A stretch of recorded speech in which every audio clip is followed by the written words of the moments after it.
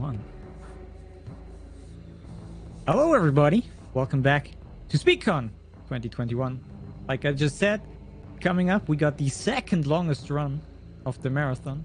So I hope you got your cozy blankets and enough drinks and snacks to stay with us here for this whole 5-hour-ish duration, depending. We'll see. So yeah, everybody, give it up for Elastoid and Aidyn Chronicles, the first mage. 80%. Good luck and have fun. Alright, I'm going to have Edgeworth introduce us. Hello, my name is Edgeworth. Nice to meet you all. I am a friend of Elastoid's and was conned into. I mean, he asked me very nicely to couch for him for this particular game, and I'm also joined by Darkwing Duck as well. Darkwing, you want to just say hello to everyone? No. Okay. So we, you want to get started? Absolutely, if you want to count me down. We'll have plenty of time to talk about the game during the game, I'm sure. Yeah, we'll see. I don't know, this game is the epitome of fast-paced. High stakes, fast paced action. Yeah. All right, in 5, 4, 3, 2, 1, go. And congratulations to Hangry Canuck, by the way, who will be joining us later as a host. His name won the incentive bid war, so we're going to be looking at Hangry, this character. A very accurate depiction of this character. So this game was made by H2O Entertainment, and if that sounds familiar to you at all, you probably know it from the game Tetrisphere, or the new Tetris, both puzzle games that came out on the N64 to pretty solid reviews. And they decided to take a shot at an RPG, but this was released the same year the studio closed, so as you can imagine, they might have felt a little bit of a crunch to get this out. So this game definitely has some rough edges, but it also has a lot of charm in the writing and the characterization as well. So definitely some good points for sure for this game. Yeah, I won't call it an undiscovered gem, but I'll say that the speedrun actually cuts out a lot of the silliness where you're wandering around. So it's definitely a good game to speedrun. I think. I think I'm the only one who thinks so, and it's an interesting game actually. Yeah. See, as someone who grew up especially during the SNES era, as both an RPG fan and a Nintendo loyalist, when the N64 came out, I had very little options and would soak up any particular RPG that existed, even the rudimentary Quest 64, which actually has some similarities to this game in the battle system. Absolutely. And Ogre Battle 64, the Paper Mario, and this, and that's about it. I can't think of any other N64 more traditional style RPGs that are out there. Yeah, those are the only even Ogre Battle RPGs. 64 is a strategy. Yeah, exactly. So, like, when it comes to proper turn-based RPGs, you've got this game, you've got Quest 64, and you've got Paper Mario for the N64. So this is at least in the top 3 RPGs ever made for this system. Yes, exactly. I tried, because I was so starved for RPGs and all I had were Nintendo systems,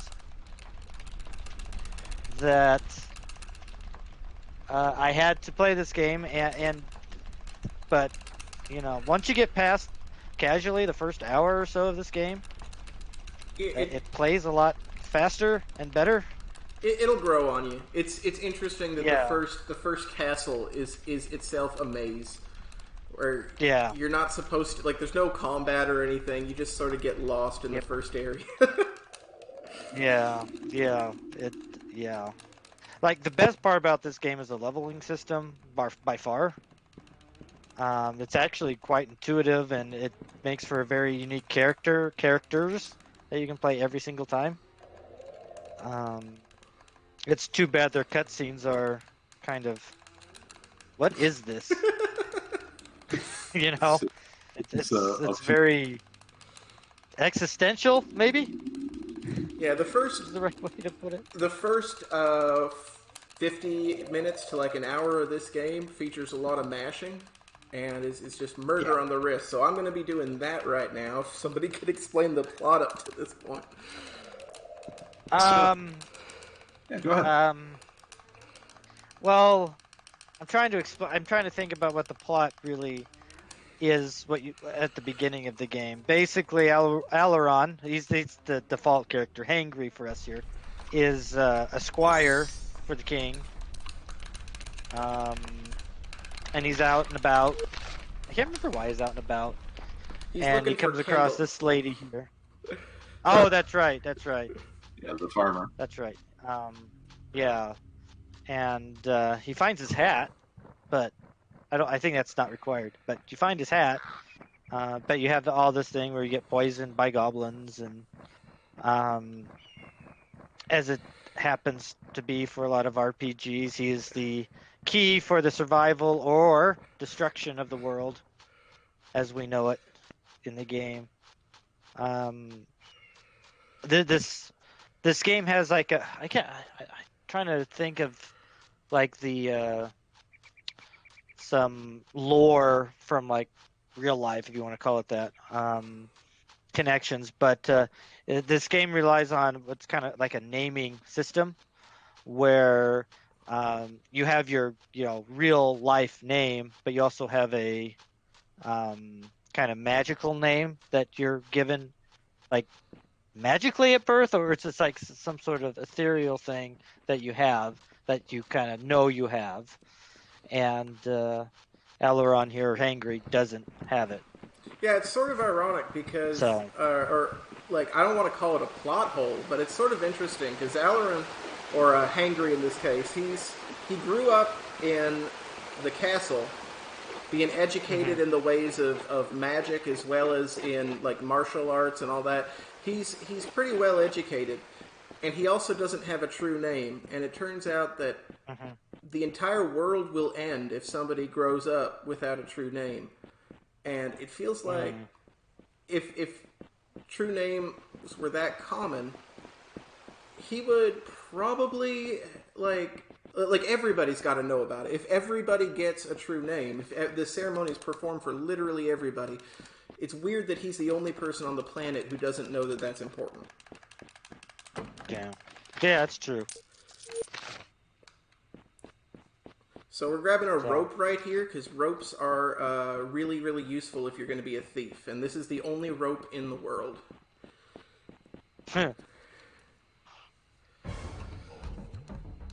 Yeah, it has a lot of and the other thing about this game that makes it really slow is that it plays the lore that you can learn about the game. The in-game lore is very Elder Scrollish in a way, where there's a lot of books you can read, a lot of stuff you can find that is unimportant to the completion of the game, but you can find it. And since the game moves slow anyway, you want to learn about what you're doing, so you kind of look at, and it just kind of bogs down that way. And that, I guess that I mean, this is a Western developer, not an Eastern developer, so that kind of makes sense. The equipment system is kind of like what, Ultima in a way, with the things you can equip. You have your usual locational slots on your body. So Yeah. here's boots, here's helmet, here's gloves. Yeah. So this is the first time we're going to sneak past an enemy. And sneaking is annoying. Because you move real slow. Hey, if the game isn't slow enough, you have to sneak, you go slower, which obviously makes sense. And you can actually increase your sneak skill through Ranger, I believe, right? That's there's a stealth skill that makes you better at sneak. Stealth. Yeah, there's a stealth skill. There's a Ranger skill as well, which will make it so you're more likely to be able to camp without being ambushed. Without camp. Yeah, I do remember putting some into that in the speed run to prevent, because you can't flee from those encounters either from trying to camp, But they can't. even though there's. They can't stop you from hitting the reset button. Oh, yeah. But yeah, I've been tempted to use Ranger at some point because there are a couple times when it would just be nice if I could camp. And so when's the single segment no reset run? Never. That's kind of what I did. Yeah, that's what I basically. I don't recall resetting in the runs I did years ago. Yeah, that's likely to last a long while though. A lot of the Yeah. There's a lot of things that we can sort of gain by save loading, and we use that to skip a Yeah. lot of encounters in this run. Yeah. I always hated saving in this game because you can't save to the system. There's no to the game pack. There's no save in the game pack. You have to save to a memory card, and the memory cards on the N64 were, at least the one I had, was notoriously bad because it wasn't first party. So I would lose saves all the time, and so I hated saving in this game. Also, when the game doesn't crash, well, yeah. So, Ed, can you tell us a little, just like go over real quick what's about to happen in the castle and all that? So yeah, when we get back to the castle, we're about to meet with Abrakan, who's fairly unhappy with us for sneaking out, and we're going to meet Prince Sheridan as well. And Abrakan, a lot more important than Prince Sheridan, because we're going to need to recruit him for the adventure that's to come, along with Godric the Alchemist and Brenna the Thief. Yeah, we're gonna. Hangry has been missing for several days, and is surprised that people noticed he was gone. So he's very James Dean in terms of being dramatic, but That's funny too.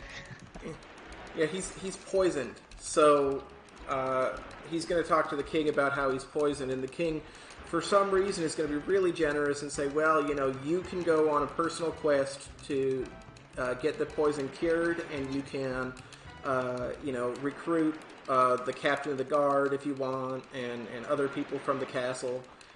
And if you get back, I'm going to make you a knight. So that's suspiciously generous. But you can't recruit Bowden. Sorry. And even though Bowden really, really wants to go with you, sorry.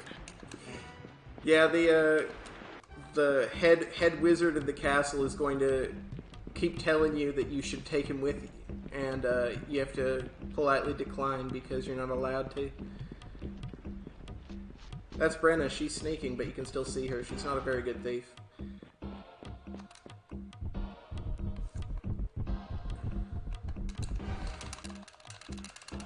So here's the king. And what he says is so unimportant that you can mash through it. It's not a cutscene.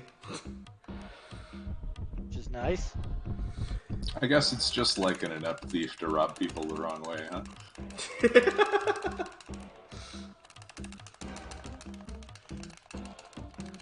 So this game sets you up to because you have 3 characters you have to pick up. Well, 2 out of 3 really. Characters in the castle to pick up for your quest, because the 4th one joins you automatically. Brenna.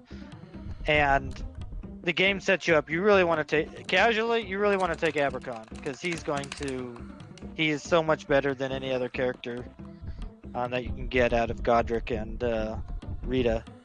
Yeah, And it's funny too because now we go back, because when I started, when I first ran it, I went to Godric, and then when I ran it again a few years later, I changed to Rita, and now we're back to Godric again, which we'll get into why, I'm sure, as we get closer to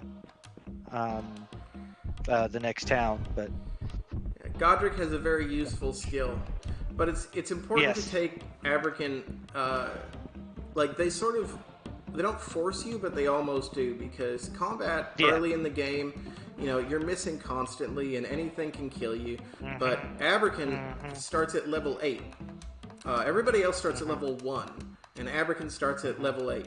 So he is pretty much the driving force behind all of the combat early in the game.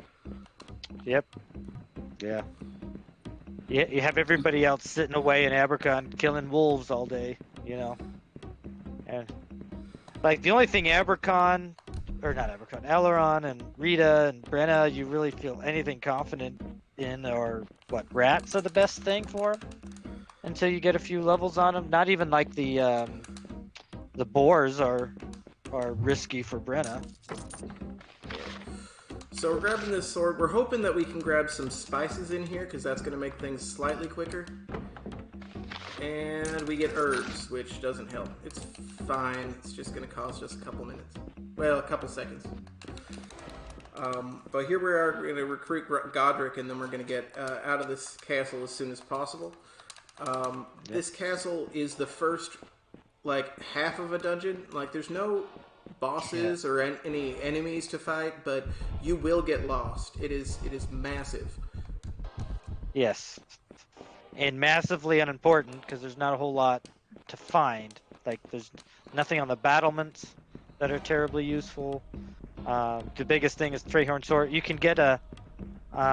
when I first played it, and I remember this quite vividly, is you can go through a couple of side missions and get a giant axe out of it, which, you know, when you first get it, it has a super high attack power, but then you never hit anything ever, which made me hate the game quite heavily to have Aileron miss like 8 out of 10 hits. Yes. Most of this equipment we're going to sell, so we're going to give like Aileron and Godric are both completely unequipped right now. Brenna's got rope for her thief skill, and she's got cloth armor, which makes her sneak a little bit better. And Abrakan's the only one with armor and a weapon.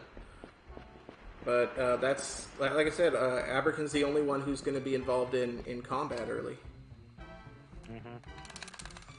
I guess we can talk about the, well, maybe when we get to, Midori? Is that the name of it? I can't remember the town now. Araman? The, Araman, yeah. Why do I think Midori? Oh, that's one of the... Because it's the town of the Mirari.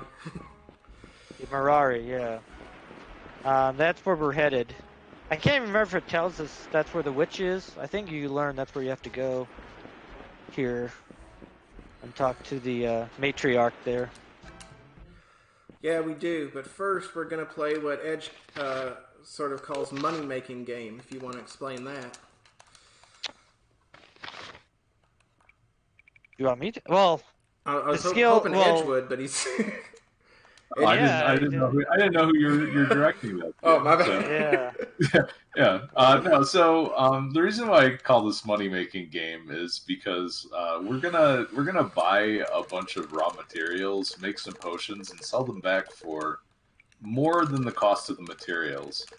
And the best part about this is we don't even need to like pay Godric or feed him or anything while he's doing this. He's just so crazy he'll work for free. Yeah. Mm-hmm.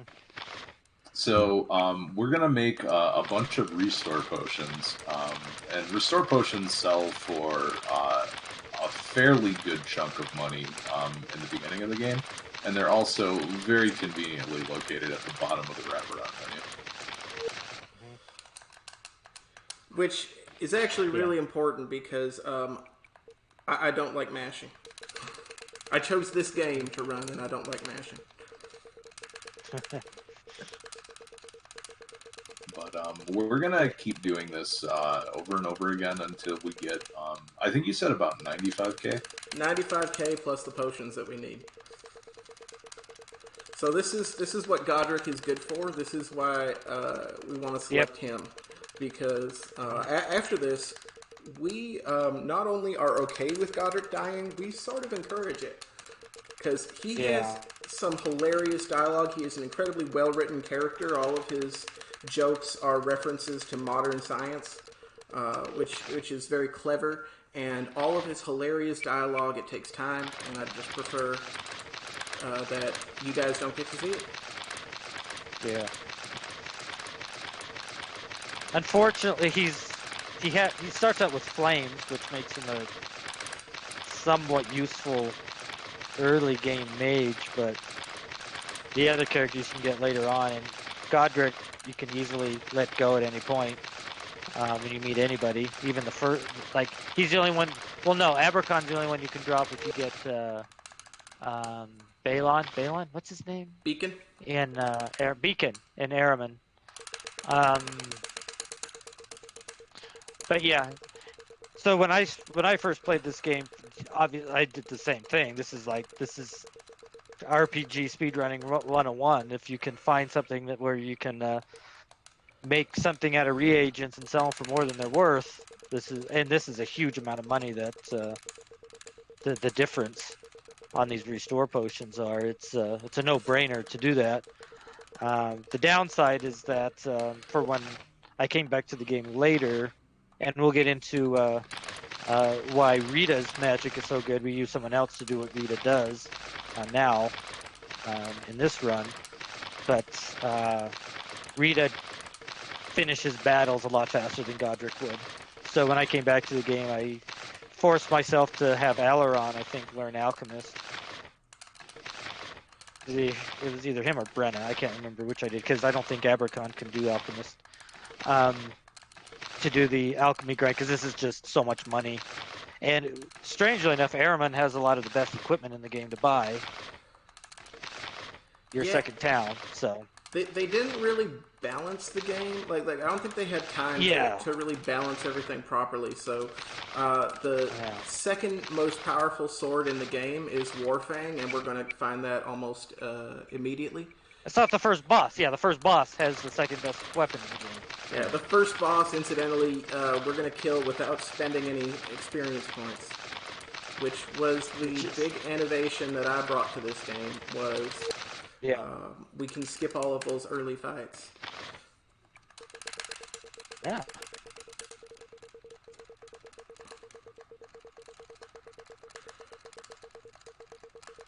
So our objective here is 95k gold. We're almost there. This is the most exciting part of the run. When we get to Aramon, we're going to be buying a lot of that expensive equipment, like we mentioned earlier. It seems like the way they wanted to balance the game was to make things more expensive and hope you didn't find this. Yeah. Yeah. Yeah, because a lot of their shops have like the standard equipment, like the second tier level, like from cloth armor to leather armor, that kind of stuff. And then they have this dragon leather that's like, because you can buy the leather armor for like 100 gold or 200 gold, and then dragon leather 16,000 gold, something like that. So yeah, dragon leather's expensive, 32. but it's so worth it because not only like all the other armors that are almost as strong, they all have penalties to your stealth and to your dex, and dragon leather has a bonus to your stealth. Yeah. Oh, I should have reagents still. So we're just about done, looks like. Yeah, we've hit the magic number, and we're picking up a little bit more if we need to make some more stuff later. But the defense potions, the dex potion, the strength potion, all very important to sort of gaming the system as far as equipping some items that we can't hold unless we have boosts later. And you don't want to save when you're holding something that you shouldn't be able to equip. Oh yeah, it's a very common RPG thing where you have this sword that requires 25 strength. Oh, I have this item that increases my strength. Well, I will use one to equip the other. All right, and this game will allow you to do that. And then if you save and then load that save, it will crash, and the save will never work again. Be corrupted. Yeah, it'll be corrupted. I learned that. Yeah. It's a great way to lose a run. And the reason why I bring that up is we're about to go peek in on a Chaos Scout and find a kind of too powerful sword for this location. Once again, did not really balance the game as well as one might expect. So the sword that we just found, the Chaos Sword, I mean, it's gated by its 25 strength requirement, which none of my characters can use right now. But it's also one of the stronger swords in the game, and we get it for free just right there by looking around. By getting lost, as most players will. Yeah, not following the path.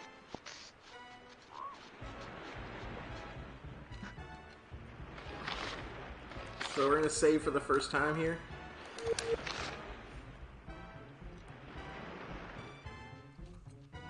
And we're going to immediately screw up and get attacked by this wolf, which is why we saved.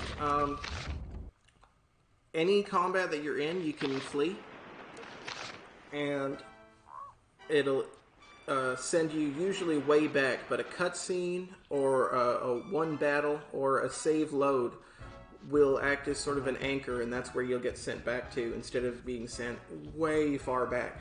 So yeah, you can sort of save load and then run past encounters, and if you were to get caught, you can flee and not lose too much time. Yeah, you may have noticed earlier that Elastoid took a fight after getting the rope and then fled just to basically warp back to the river area and save a bunch of time there. Most of the time, fleeing feels bad because you're just going back the way you came. Yeah. There are two instances in this run where we're going to use flee to gain time by backtracking when we needed to. One was there with the rope, and the other time actually has to do with there's two people who sort of their collaborative effort found this way to get this Wall of Bones wand earlier, and that's Darkwing Duck who found dropping down a bridge would lead you to a teleporter near what we wanted to get, and then he's not here, but Ridley Killer 93. Oh, he's in chat. Oh, is he in chat? How you doing, Ridley Killer? Yeah, he's in chat. Yeah, he's dedicated a lot of time to this game and has definitely contributed probably more than any individual streamer to the route that we're using right now. And he found a setup that would allow you to use that drop off to get right back up. So yeah, credit to both Darkwing Duck and Ridley Killer, because their collaborative efforts have saved me probably a couple minutes. There, just on Yay that, me, who clumsily fell off a bridge. Yay me. Well, you know, Edgeworth also found a skip by falling off a bridge. Yeah, I clumsily fell off a cliff, so that works too. Yeah. Well, let me go back. The first time I fell off the bridge, the game crashed, which shouldn't be a surprise to anybody. I've got a pretty well-known clip of that.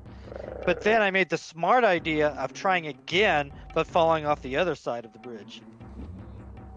And that leads you into the bottom of the dungeon of the island, which is kind of strange for why that exists, but you know, it exists, so. Yeah, I don't know whether it was intentional or just some weird glitch of the game, but either way, we will use it. It is fair game for sure. This boar loves to get me. We usually don't take fights. I took that wolf because sneaking by him is not only time consuming, it's also not reliable. Our stealth is not so high right now, so when he turns to face you, which he can do randomly, oh wow, I never run into this guy. If he turns to face you randomly, then he will engage in combat anyway, and you'll just have lost time. So it's easier, like it's always just one wolf, we just take the fight.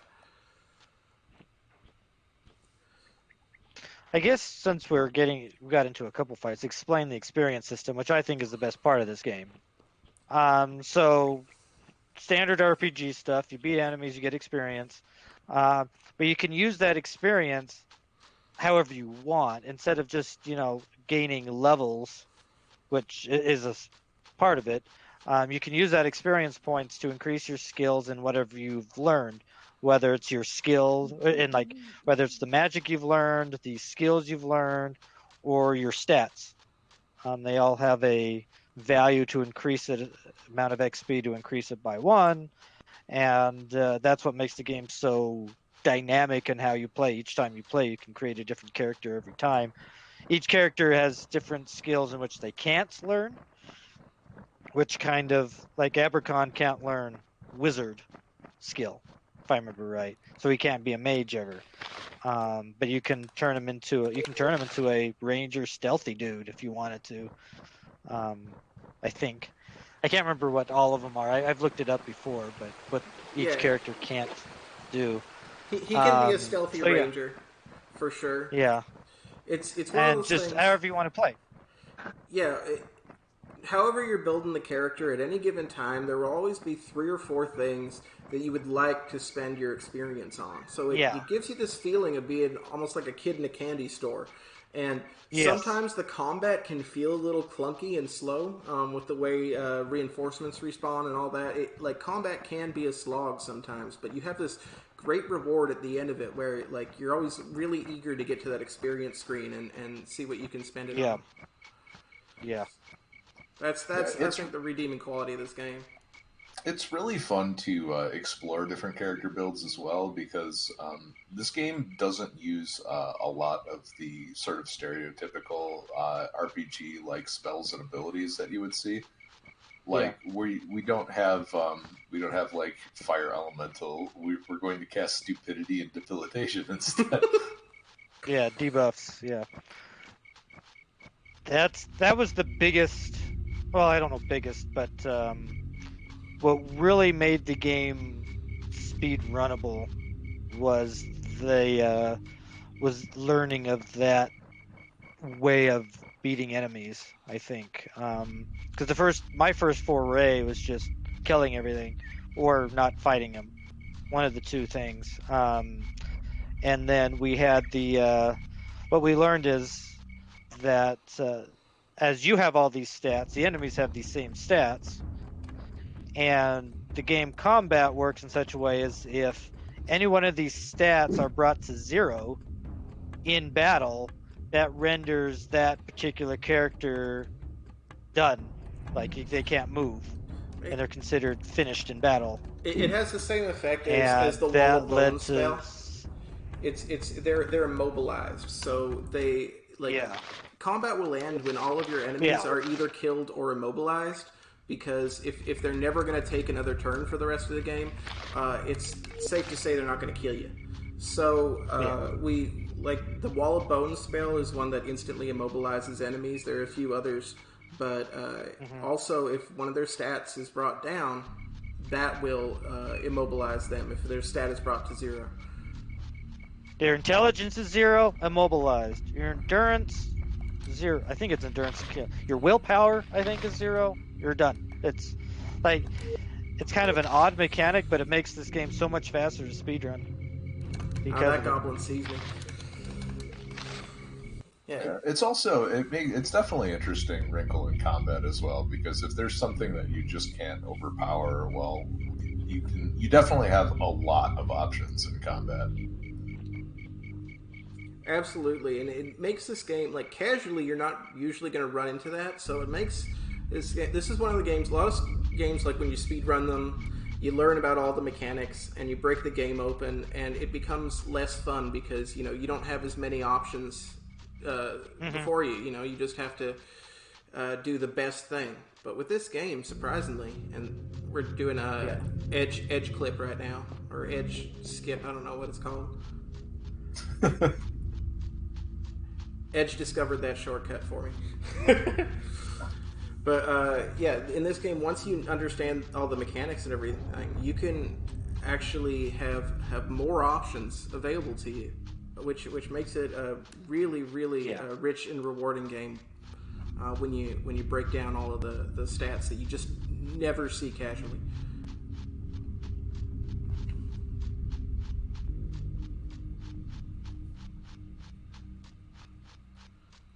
So we're approaching Aramon right now. We're gonna I think what. Go ahead. Sorry, I'm ruminating about what you just said because Final Fantasy VII, like has a category for no slots because you want to do it the same every battle every single time. It's the most efficient way to play Final Fantasy VII in a speedrun setting, so I have to create a whole new category just so you don't do the same thing in combat over and over and over again. Hey, patch marshmallows. So that in this game, you're using different scrolls for different enemies to bring that particular stat to 0. Yeah, there's some we kill with scrolls, there's some we learn the spell and use it, some we kill with damage, some we kill with wall of bones. It's definitely rich strategically, and it's shorter, so I think we're all agreed that this is a better game than Final Fantasy VII. Yes, it is. Where is that? I tried to find it again, and it's got to be in a Nintendo Power somewhere, and I couldn't find it. Do you know where that statement is from? I'm pretty sure it was from Nintendo Power. Am I wrong on that? I don't know. I'm not familiar with that statement. If somebody said that unironically, then I find that amazing.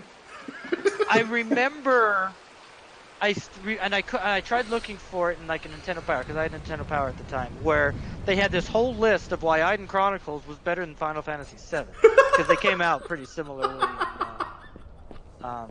And there's like this list of why Aidyn Chronicles is better than Final Fantasy VII. That's amazing. And I can't remember where I saw that, but I read that somewhere back around the time the games were either coming out or had come out. That is a bold statement, and I would like to shake the hand of the person who made it. Yeah. So this is one more Mash this Fest. thing. Yep. Yeah. So there's an item in here, a witch ring, sometimes. So There's sometimes a hat too. yeah, we don't care about the hat. We don't want the hat either. Yeah. Well, Witch's hat adds is 2 to wizard, and Witch's ring is 3 to wizard. I think. If I remember correctly. It's 1 and 2. It's 1 possible. and 2. I've had it happen in a practice, and I was furious because I was just sort of playing around, like it was not running with a camera or a timer going. But I've had it happen where I've opened this almost immediate witch ring and found a witch ring and a wizard hat at the same time, and I was like, that if it happens in a run will save me a few minutes. So. Sure. I do recall spending more than 6 times to try to get that witch's ring. I remember.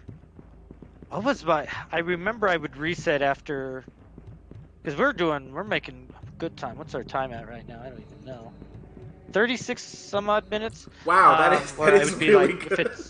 If I got it after like 50 or minutes or after an hour or something like that, if I didn't get it, I'd reset. I'd have a reset time for it. But yeah, to get it this early, that's good. Yeah, incidentally, if you'd like to donate during a world record run, donate now. Have your donation read on a video that might wind up on what you call it on SRC for a while. Buy a Sapphire Gem. Why would I? I didn't allot enough money for memes, I'm afraid. If one of you wants to explain what the Sapphire Gem is and what it does or did. Well, it sells for a lot, but it doesn't. I think it was originally designed to be a life crystal, but then they never actually coated it in, so it doesn't do anything. Yeah. If my memory is right on that. Yeah, your memory is correct. It was originally designed to revive a dead character, because as the game works now, if a character dies, they're dead. And they're dead, yeah. Unfortunately, they were unable to get all the bugs out of the Sapphire Gem before release, so they just disabled its use, and now it's just a gem that sells for a little bit. So we're trying to cure our poison, and we're here to talk to Zoman, and Zoman's. Ed, can you tell us how this conversation's going to go? So he's going to make a deal with you. I'll let you talk to our healer if you take care of. Oh, it's just a little goblin problem. It's like nothing too severe. Just go up into those mountains and take out the boss. It shouldn't be too hard. most casual playthroughs will die of frustration in that mountain. Yeah.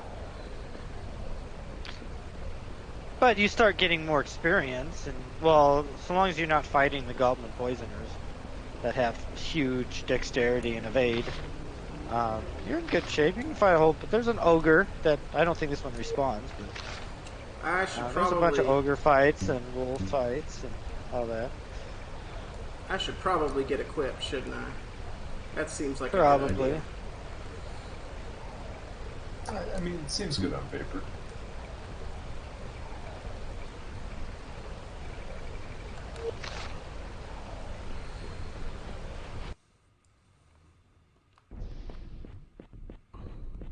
Now explain the scrolls, because that's not something I almost, except for the Wall of Bones scroll, I never used scrolls when I ran the game. So that this is a newish addition to the run. Absolutely. So Scroll will cast the spell at Wizard level 5 and Spell level 5. Alright, so that's enough to kill 3 of these ogres. And hopefully, if I don't fail to perform, that never happens to me, I swear. No, it's hangry. That's fine. Hangry failed to perform, as I'm sure never happens to him. But yeah, they have 10 intelligence, so the stupidity spell cast at level 5 will kill them, or will immobilize them. So we were fortunate to have 4, so we didn't even need to damage kill anybody to make room for reinforcements. They just went down. And to explain that a bit, only 4 enemies can be on screen at once. So if there's a party of more than 4, once you kill one of them, I mean, immobilizing them doesn't count. Once you kill them, others will come and take their place when a new round starts of combat. So if you immobilize all of them and you have more in reserve, you have to kill off the ones that are mobile to have the new ones show up. So it's hard to sneak past this guy, but I've got a setup where, like, if I can just avoid walking directly in front of him. Okay, snuck past him. They're I think you're gonna be okay. Yeah. There are a couple combats that you have to activate through dialogue before they'll attack you, and that ogre is one of them. So as long as you fight the urge to hit the A button, you will sneak past him. I usually get past him. I'd have difficulty not fighting an ogre because they're like the easiest enemies to kill in the game for the experience they give. Oh, for sure. But we're gonna bypass all the grinding, all the proper grinding. We have created a term just for this game that has never been used in any other game before, which is the walking grind. Is what we're gonna do.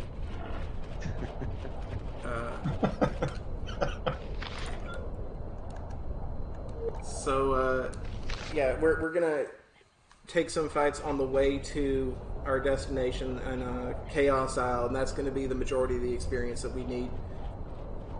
Because Chaos Isle and Shamsuk's tower, they both have a lot of high experience yield encounters that go down to cheesy stat kills.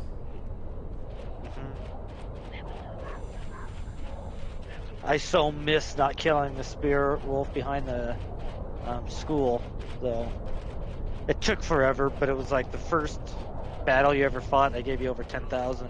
Yeah, casually that was a godsend of a fight because it was repeatable. Yeah. And it had just a massive amount of XP, and it was right there at the wizard school where suddenly you have all these spells that you can learn, and you sort of want to have a bunch of experience to spend. Yeah. But it's just too long a fight to do in a speed run. That hobgoblin cooperated. So here we are at the Nice. first boss of the game. And I'm saving before my setup because if I save after, I will corrupt a save.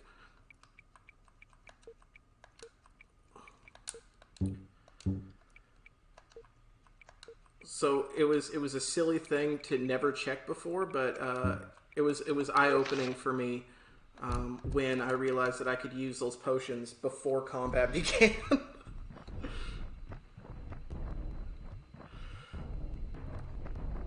I don't think I ever did it, so that's a great, yeah.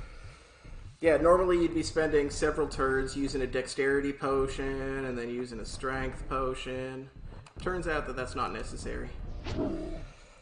How long do these potions last? I don't even remember. For the single combat.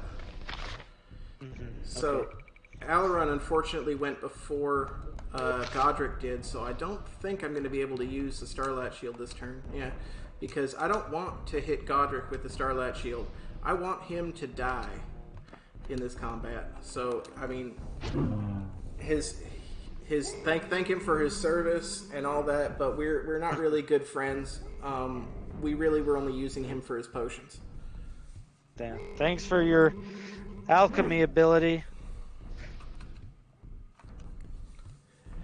Yeah, so we don't want to cast Spirit Shield or Starlight Shield on Godric because that'll make it take longer for him to die, and that's not ideal. In the meantime, though, we're going to be taking damage on Abrakan, which is not ideal, but I mean he should be able to tank it. Godric's going to stand here and use the Light Wand. Edge, you want to explain what the Light Wand does? Yeah, so it turns out that characters have different aspects. Some people are solar and some people are lunar, and depending on what time of day it is in the game, they're going to be weaker or stronger. So the Light Wand is going to boost the majority of your party, and most specifically Abrakan. And we need Abrakan to do as much damage as possible in this fight. Man, to see Kitarak take 20 and 30 damage is just like amazing. Feels pretty good, doesn't it? Yeah, it does, yeah. This fight is so hard than what you used to Oh, do. that's lame. Yeah, we need her. So we're gonna unfortunately have to restart this fight. And that's like it's easy to blame like turn order or like their lucky hit, but really the fault belongs to Godric for not going early enough. It's always Godric's fault. Yeah. Fortunately, we're still, I mean, even with having to do this setup again, we're still pretty fast. But this is just going to make this run easier to beat.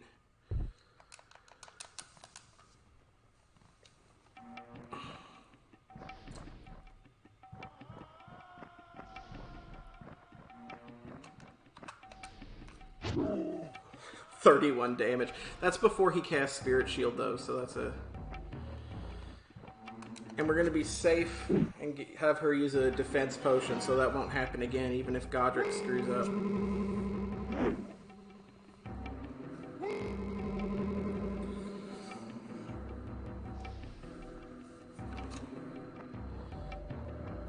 Yeah, so what we're trying to do here is we're trying to cast Spirit Shield in a way that doesn't, or Starlight Shield rather, in a way that doesn't hit Godric.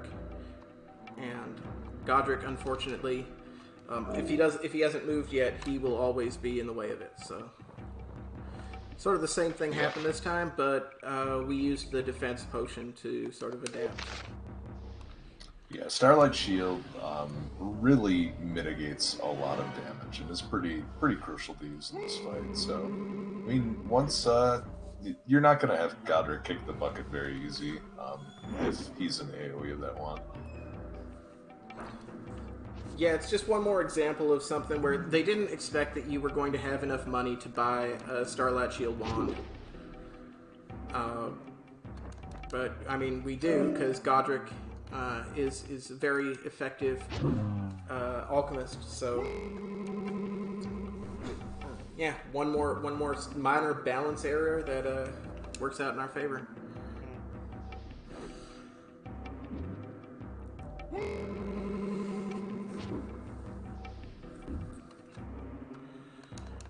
Brenna's sort of stuck behind this guy.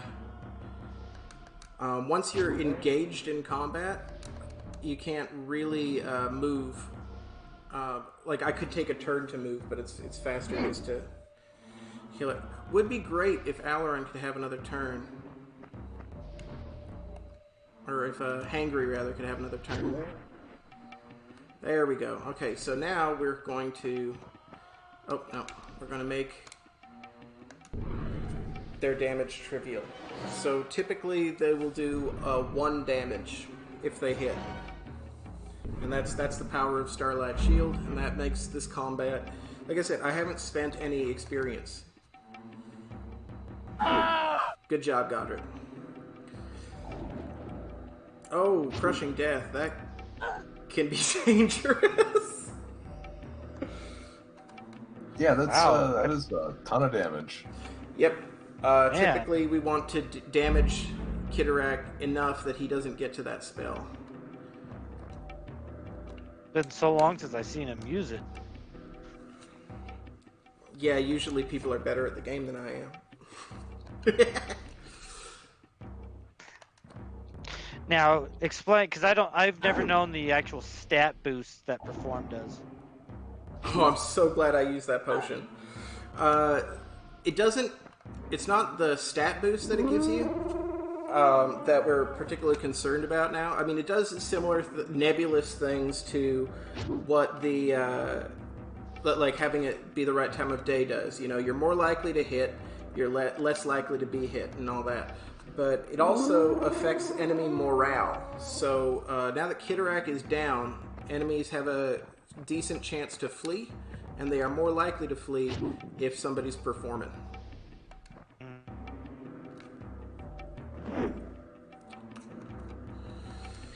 And for anybody who might be wondering, you still get the experience if they flee. So I'm going to take a moment, call on our host in a second.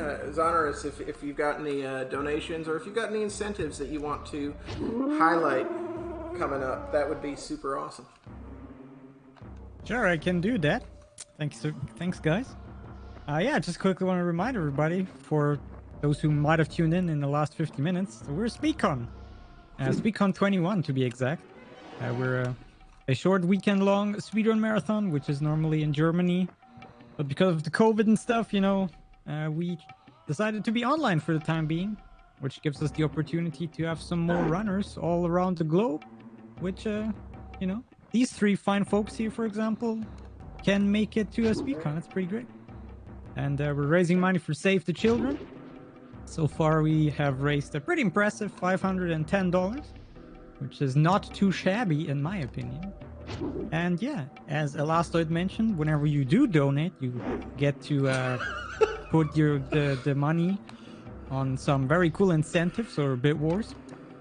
I'd say the one that is coming up closest would be the class choice for the Diablo run, where you can choose which class the run is played on. You can choose between Rogue, Sorcerer, and Warrior. And currently the Sorcerer is in the lead with a pretty nice $40. And followed by Rogue by $8. And currently there's 0 love for the Warrior. That's a feel bad, man. So if there's some Diablo fans in chat, you might want to change that with a donation. Yeah. I could talk about more, but, you know, up to you guys. Let's talk about Warfang. Oh my god. Oh, I almost tried to save. I'm just not the brightest bulb in the chandelier, not the sharpest knife in the drawer. You can blame me for distracting you. Oh yeah, it's absolutely it's Charity's fault. Is what it is. No, so that's Warfang is what we just got. It's an excellent weapon. It's the second best weapon in the game, and we won't be grabbing the best one. Among other things, it adds 2 to your warrior skill. Warrior skill increases not only your chance to hit, but also your damage with all weapons. It also casts tap stamina, so it casts sort of a draining spell whenever you attack with it. So it does additional damage with that. So it also has the ability to cast the darkness spell, but why would you ever do that? Yes, yeah, you wouldn't want to do that. But yeah, it's such a. It took me a long time playing this game casually to have Warfang equipped. Whoever's equipped it is attacking an enemy, and I see HP drop before you actually hit with it, and that's just stamina doing its job. And if the character doesn't have the enemy you're hitting doesn't have stamina to drop, that means it's almost dead. I guess I'll explain that too, because that's kind of an interesting mechanic in this game. Your HP is your level plus your stamina plus your endurance. Oh, too early. Yeah, and what Edgeworth would probably tell you is the best thing about the sword is look at that sword. That sure. That is not only effective in killing things, it's also effective in grabbing croutons for your salad. I was gonna say, how effective is this? Just like it's more. I'll tell you what, it's more effective than a huge 10-foot sword that you really can't wield. That's another reason why Aidyn Chronicles is better than Final Fantasy VII. Absolutely, because it's very important that you can use your sword effectively to do things other than killing enemies. For example, you could use the Warfang to butter two completely different pieces of toast at the same time. And you can't do that with the Buster Sword. Correct.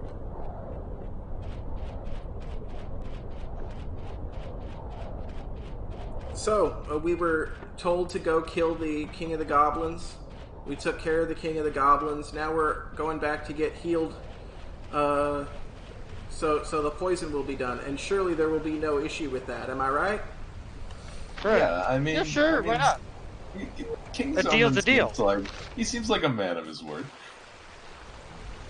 Or a tiny green elf of his word, as it were. He's like a green gnome. Like, it's weird. Aidyn Chronicles has 4 races. You've got humans. You've got the Jundar, which are really, really tall blue people who used to enslave humans. So that's cool.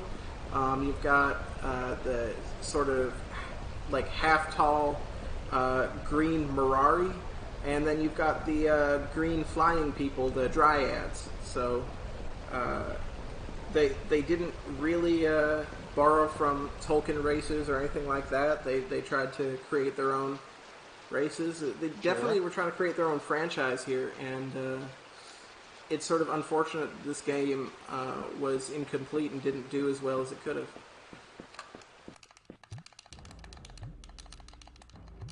But yeah, here we're asking Zoman if we can get cured now, and he's going to rescind his offer. He's going to say, "Oh, it turns out I can't help you," and he won't offer any help until you threaten to stay. And you'll be like, "Well, I guess I'll live here then," and he's like, "No, you need to go somewhere else."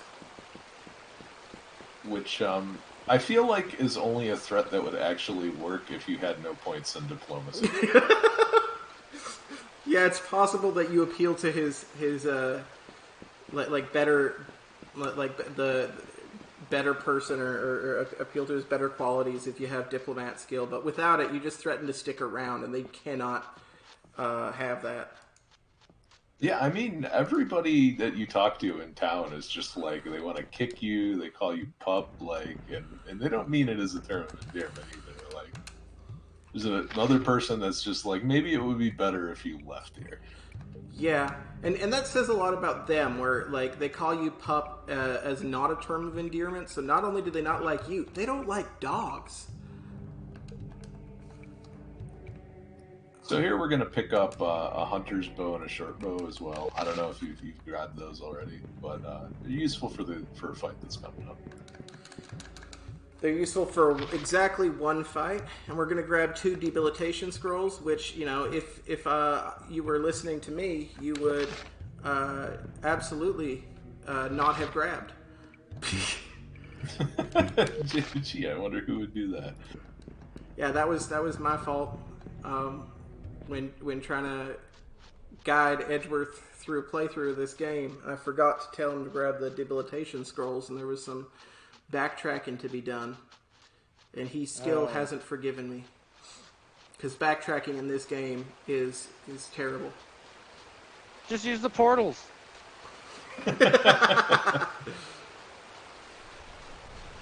So, before we leave, we were told to go visit a friend that might actually be helpful, because everybody knows that Zoman is sort of a buffoon. So they saw this coming, and they were like, it's okay, there's someone who can actually help you. Can I just say that this game's graphic engine is sponsored by the color dark? Yeah, there's not a whole lot of lighting in this game. Yeah, I cannot imagine how fun this would be playing on like a dim CRT. Oh, that's all I've ever done. Played this on a CRT. So I've and it's when I've done it on stream, I've had at the time I was using a dazzle, just go all the brightness, so black looks like it's a light gray to get it to see this game well. They would have done a little. I guess they didn't want to show Elrond's face all that much, which I can understand. But I mean, they still got to. Yeah, they did spend a lot of time on the atmosphere of this game. So I mean, they Yes. do make it dark when it's dark. The music is not like you won't hear any of the song. Like you're not going to bust out Cat Jam or Sour Please for any of these songs. They're just supposed to sort of set the tone and set the mood. And sometimes it's effective, and sometimes I feel like it could have been more effective. Is what I'll say. You're not gonna jam out to the horns of Guernia? No, I don't think you would. Yeah. It sounds. I just think. Oh, go for it. Don't they add some of these songs because you need the booster card? Oh yeah, what is it called? The expansion pack. The expansion pack actually adds some of this music. Right, Yeah. but so you wouldn't otherwise have. Yeah, it's definitely worth the expansion pack for that.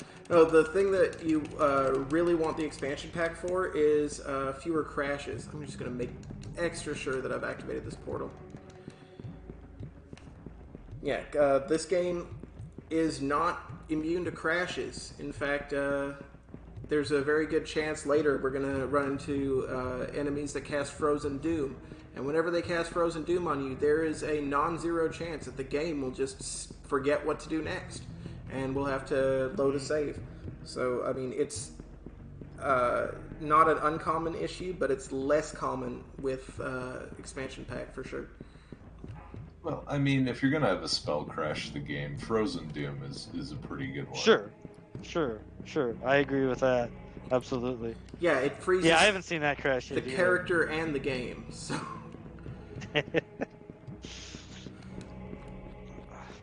So, can you explain sort of who we just met and what the deal with Uraza is? She gives you a tree branch. That's it. Yeah, she does in fact. So, yeah, go for it. So I was going to say, so as it turns out, everybody in town knows that Zoman is just unreliable and untrustworthy, just not a good dude. So most people prefer to extend their reverence to the queen instead, and that's who we get the magic branch from, and that is now we can head out of Araman and go all the way back we came. Yeah, I call it Talawalk. I don't know how you guys pronounce it. I pronounce it Tall Ewok, which is why I occasionally refer to it as Chewbacca. Alright. Because It's funny. I'm pretty sure I say that first boss's name different than anybody else. I've always called him Kitterak. Oh yeah, I don't think anybody else uses. Oh, let's not get into a fight with a Bear. Yeah, I've always called him Kidorak. There's a. Oh, nice. That's good. But that's just because that's how he's spelled. Yeah. Yeah. Well, I've heard it called Katarak, which is similar, but yeah, Kidorak sounds more, like a goblin name. Yeah, it rolls off the tongue more for right? sure. Because yeah, it's a goblin tongue thing, Kidorak. So. Yeah, I've heard Zoman called Toxamin, so I mean, there's lots of interest in pronunciations for this game, and nothing's canon, so you can pronounce all characters hangry and just say most of the letters are silent. Sure. Yeah. I actually call it Port Said too. Yes, because that's because Said is a common name in not our culture, but it's not an uncommon name. So that's how you would pronounce that.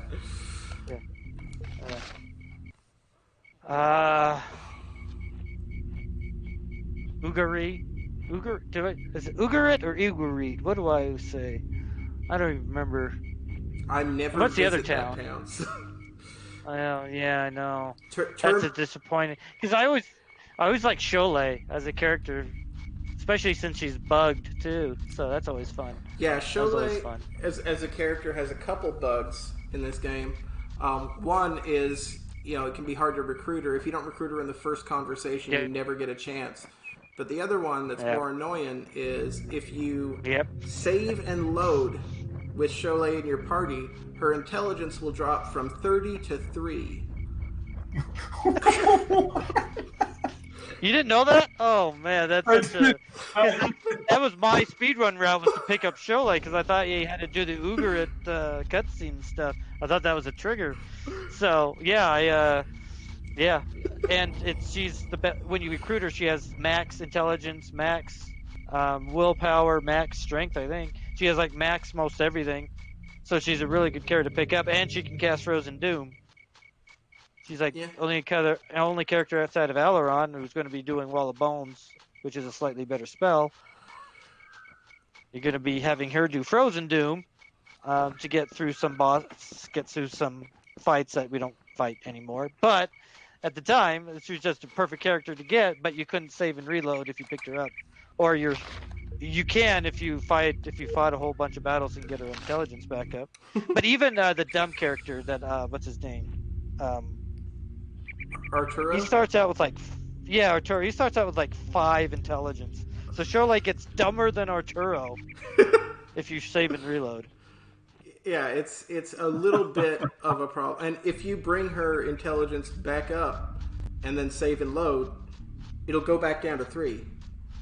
It's you cannot win with that character. So I do not recommend her for the casual playthrough. Or for the speedrun, honestly, because it turns out now because we don't go there. Yeah, it turns out we don't need to go to that town. So when it comes time to skip that, I'll ask if you can explain what's supposed to happen there. But yeah. So it doesn't look super exciting while I'm running across the map. But there are a lot of encounters to my left and right that I'm avoiding, and it's actually more stressful than it looks.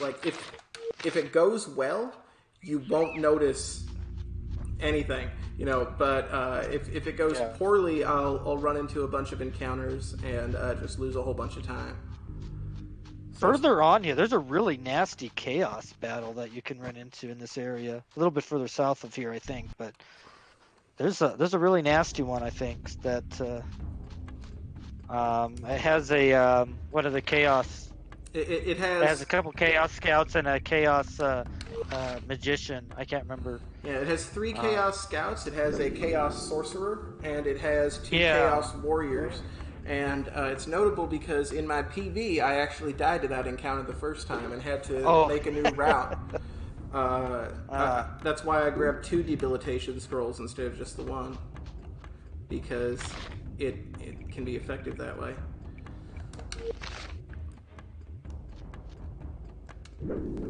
Because dying to Chaos Scouts is not only a setback in terms of your time, it's also a setback spiritually. You feel like it shouldn't have happened, and you're right. Sure. So this ogre pit is where we can get the wizard hat.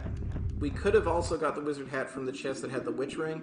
So in the event that the chest had given us both the witch ring and the wizard hat, we would have been able to skip this area.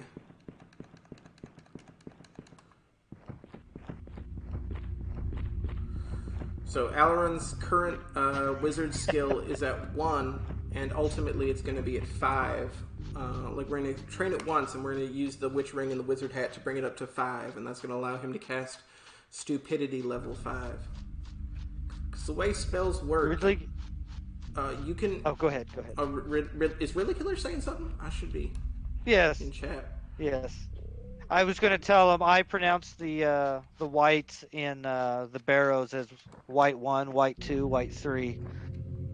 The first one, the second one, the third one. I have no idea what their names are. It's letter salad to me. Yeah, they have names, and yeah, they have names. Sure. I mean, which one? White 1. Yeah, that's their name. It's their names aren't really important. They don't live long enough to to make a difference. But oh hell. No, one of the things, you can learn a spell and bring the spell up to any level, but you won't be able to cast it at that level unless your wizard skill is also at that level. So if I've got stupidity at level 6, but my wizard level is level 3, I'm only going to be casting it at level 3. Really? Again? I hate this guy so much. I'm just going to kill you.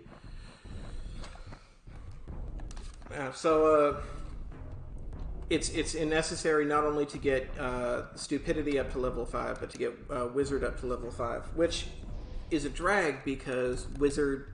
It's expensive. Yeah, wizard is an expensive skill. So we're not going to spend many experience points on it. Instead, what we're going to do is just use... There are 4 items that we can use to sort of passively increase our wizard skill.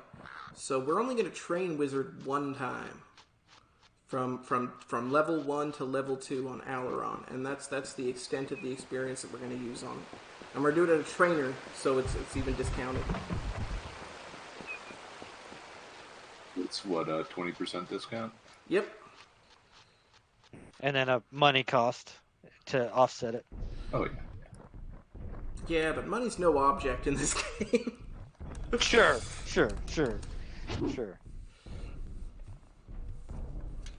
So we're approaching Tollywalk. It's sort of the halfway point for the map. As you enter the town, it divides the entirety of the world map in half. So Aramon and the forest and Guardia and all that are on the north portion of the map.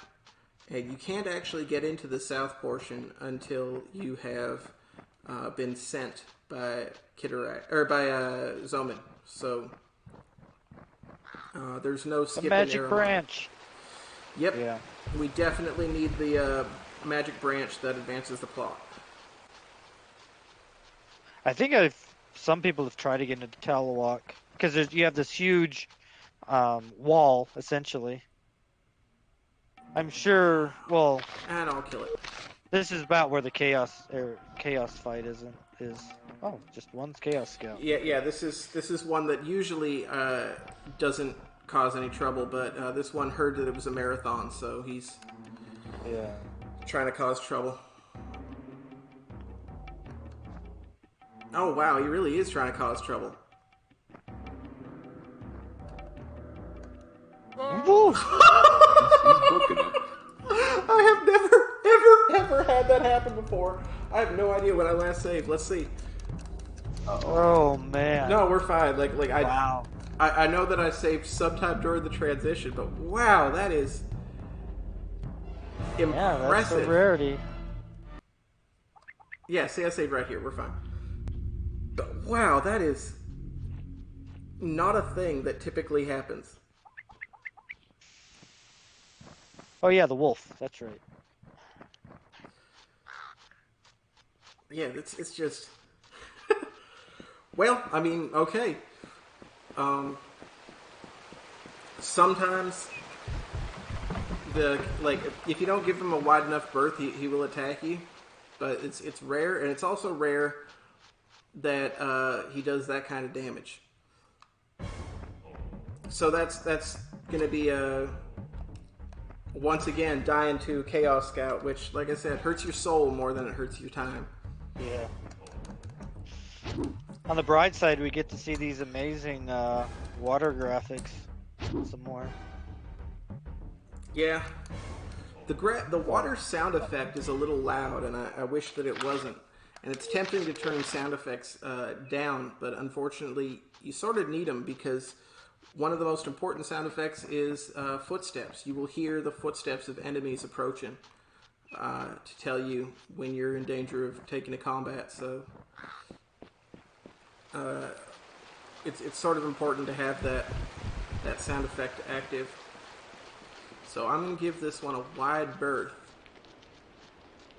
And hopefully it'll leave me alone.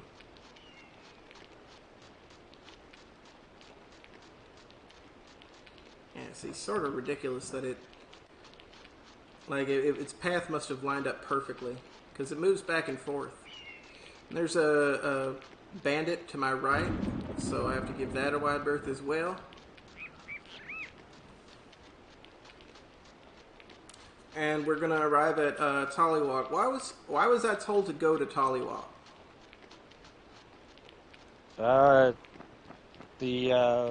It was Magic College. Yeah, the wizard school. Yeah. Yeah, so there's a wizard school here. We're supposed to, we still haven't had our poison cured, and there's a headmistress here, Ardra, who is supposed to help us. So, I mean, that's just our next destination, because it's better than living in Aramon and under King Zoman all the time. All right, so tune in next time to see what town Aileron gets thrown out of next. Yeah. So in order to get into the wizard school, we have to have somebody vouch for us. So we're going to go find this guy named Gavin. And Gavin, he will vouch for literally anyone, apparently, because I'm going to say hello to him, and he vouches for me.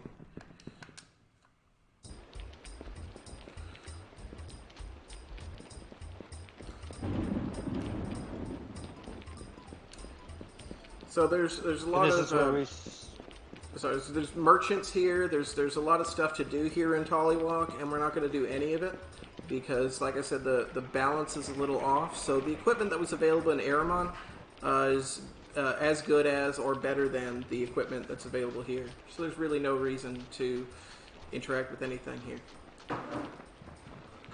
We're kind of learning here about the whole true name issue that Hangry has here.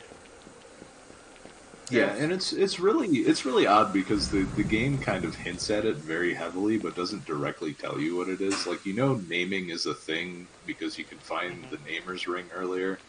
And Namer is a school of magic. Naming school. Just little fragments of lore here and there, but it's not really explained until right about now. Yeah, so he's going to ask us to tell our true name in order to step in. And this is one of the reasons we wanted Godric dead, because Godric has this hilarious dialogue about his goldfish and his cat that's a low-level alchemist and all that, and it takes some time. But I'm going to tell him my name is Hangry here, and he's going to say, "You know better than that, try again." And that's going to matter later, because he's wrong. But yeah, incidentally, you're going to say, "I don't know my true name." And again, in this world where it's necessary that everybody has a true name, nobody's really going to balk at that. Nobody's going to say, wait, are you serious? You know that you can doom all of mankind, right? It just doesn't really come up. So this is the wizard school. You can tell by one of the biggest bosses in the game, right there, the staircase. Oh man. Yeah, that's I don't. I guess they really wanted. Well coded staircase. Yeah, I guess they really wanted people to be fit here because in order to get up to the second floor, you have to go up what appears to be like a down escalator or something. Yeah. Or maybe they enchanted it just to make it harder. I love how the Hydra guard. staff is the brightest thing in the game. Go ahead, sorry. It really is. No, I just like how the guard for this room doesn't stand in front of the door. Yeah, it stands near the door. I think they didn't want to code him having to move. Yeah. That makes sense, actually. Yeah, it does. That makes a ton of sense. I think they were just like, But he opens the door, whatever. As Edge pointed out, this game came out the year that the company closed its doors. It also came out 8 months before the GameCube came out. So, I mean, they didn't really have the ability to delay the game. So, I mean, there were actually interviews where they specifically said, we're not going to rush this game out. If it's not complete, it won't be released. Like we're okay to push it back, but it turns out that they didn't have everything they wanted because if you push it back too much, then you'll be releasing it after the GameCube, and not a lot of people are buying N64 games when they've got a better console or a newer console rather.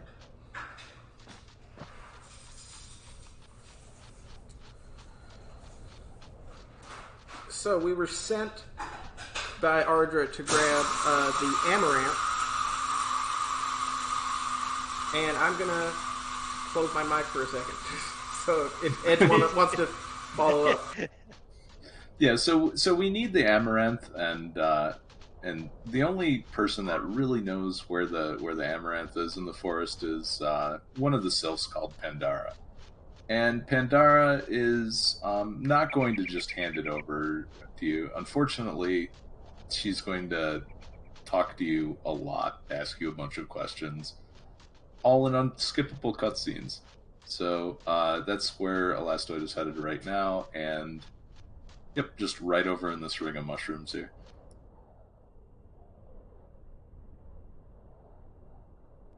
I got lost so much in this forest. Like, so much. It's ridiculous how many times I got lost. Even when I'm speedrunning the game, I get lost.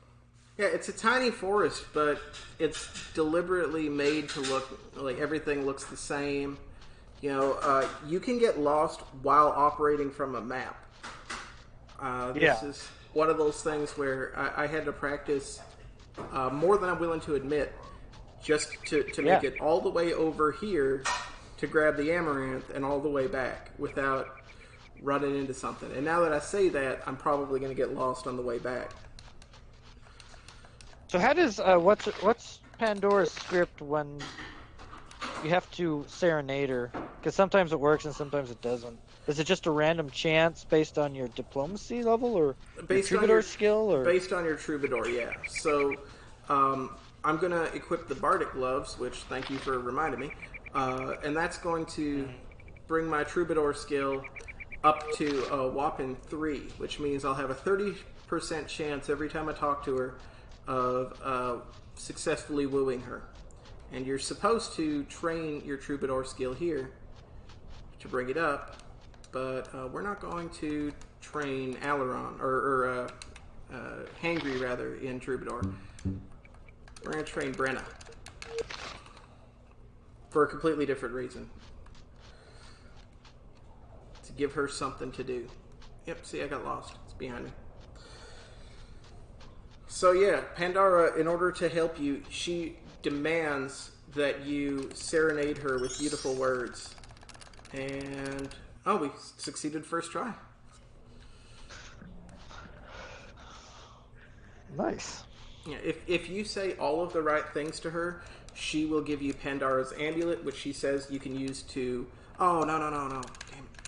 Which she says that you can use to summon her whenever you want. You can't. So instead, we're going to offend her, and she'll fly away. And that'll be faster than sitting through a cutscene that gives us a dead item.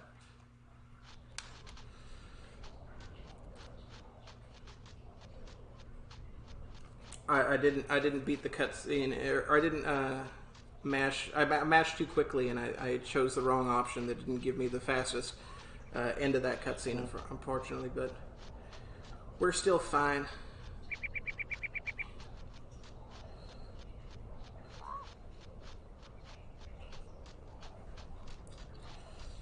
So yeah, we were sent here to get the amaranth herb, which Ardra says we need to cure the poison. So when we bring the amaranth herb back to Ardra, she's going to start a ritual that's supposed to cure the poison. And one of the side effects of the ritual is apparently having visions, or going to some sort of vision realm. And Alaron, or rather Hangry, very earlier in Oriana's hut had a vision, and it was not pleasant. It was of these evil chaos monsters. So it's going to distress him a great deal that we're going to the vision realm, and he's going to try to stop it. Unsuccessful. What a child. He is very much a child. He is 17 years old, and that doesn't seem like super childish until you realize there's nobody else in like the entirety of the world that you can find that's younger than him. It's a world without children, which nobody really wants to experience. So it's important to save the children. Which, Zoners, can you tell us a little bit about the charity?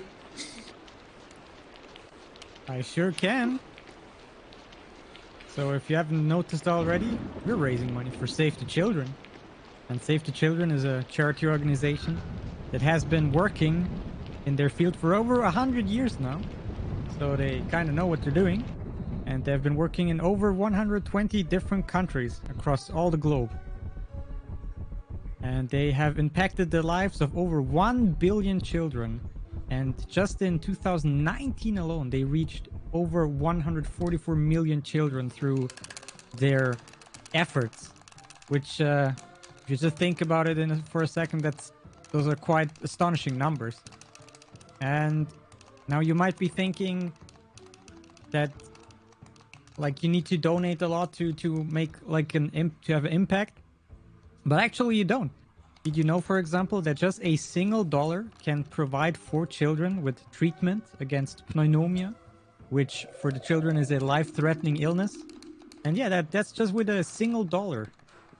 So a single dollar already saves the lives of 4 children, which in my book sounds pretty worth it. If, of course, you can spare that one single dollar. But for example, if you have a bit more, $10 can provide high-nutrient peanut paste for to a malnourished kid for 10 days. That also sounds pretty worth it for just rather small money. Relative, of course. So yeah. And so far we raised over $510, which thank you to each and everyone who contributed to this. And even is thinking about contributing. It's very much appreciated. And if you can, just spreading the word, you know. Let your friends know. The friends of your friends. And if they can chime in with a little bit, it would already be highly appreciated. Thank you very much, everybody. Thanks so much, Zoners. So, Ardra just completed the ritual, and she discovered 2 things during the ritual. First is that he's not actually poisoned, so the ritual sort of hurt. And second, that he doesn't have a true name. So Pandara told us that we were a wildling, which is somebody who can cast magic in all 4 schools of magic and all that, and it's supposed to be this great thing, right? And it's just their word for somebody who doesn't have a true name. And so there's a positives and negatives to not having a true name. One of the positives is you can cast more spells than anyone else, right? One of the negatives is you will slowly go insane, use your power to destroy everything, and also that there are evil entities that will seek to destroy you, and you're sort of a beacon for them. So, little column A, little column B. And our quest now becomes to get a true name before the world ends. So, slight increase of stakes.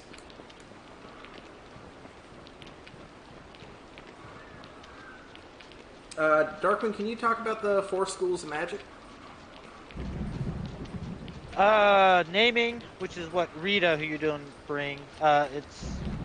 These are the spells that are like debuffs and buffs and stuff like that. There's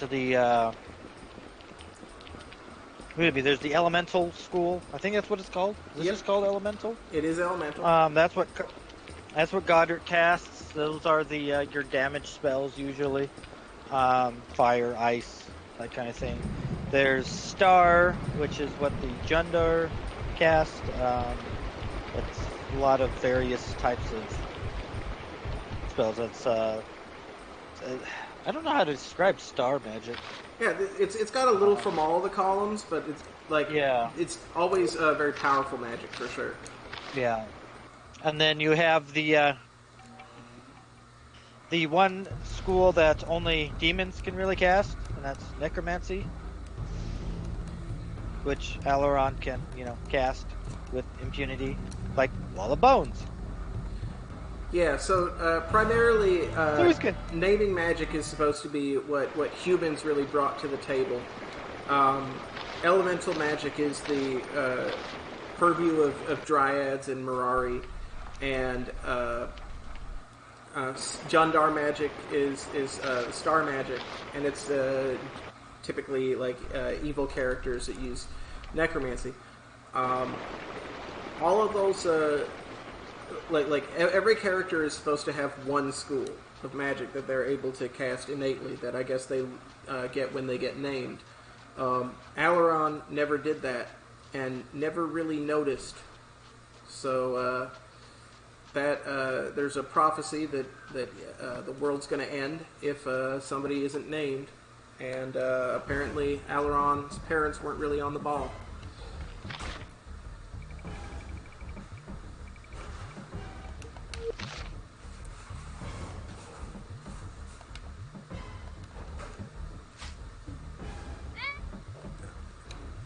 So these are Cyclops. They are very dangerous. So fortunately they go down to stupidity. We're going to hope that they give us a Cyclops Hurl Star, but if they don't, it's not the end of the world. Drop rate's pretty high for those, I believe. It is, and yet somehow I'm always able to get the short end of the stick there. Oh, and I forgot to spend any XP. Oh well, that's fine.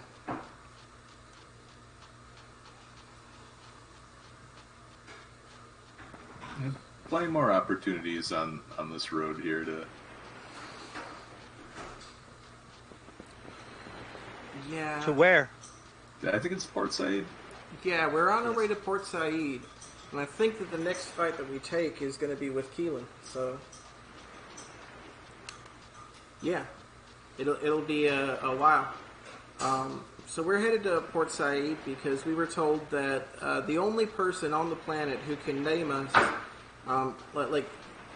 if it's easy to name a child, but to name a 17-year-old is apparently a huge deal. So the only place that we can do that is the master namer Kradog, who's on his own isle. So we have to sail to meet Kradog, and then that will allow us to be named. Ooh, exciting. Yeah, I mean, we were just supposed to be going to Aramon. It was like a quick... It's like you ever go to the corner store for something, and it turns out the corner store doesn't have it, so you go to Walmart, but then it turns out it was at a different Walmart, and now you're crossing the city. This is basically what's happening to Alaron.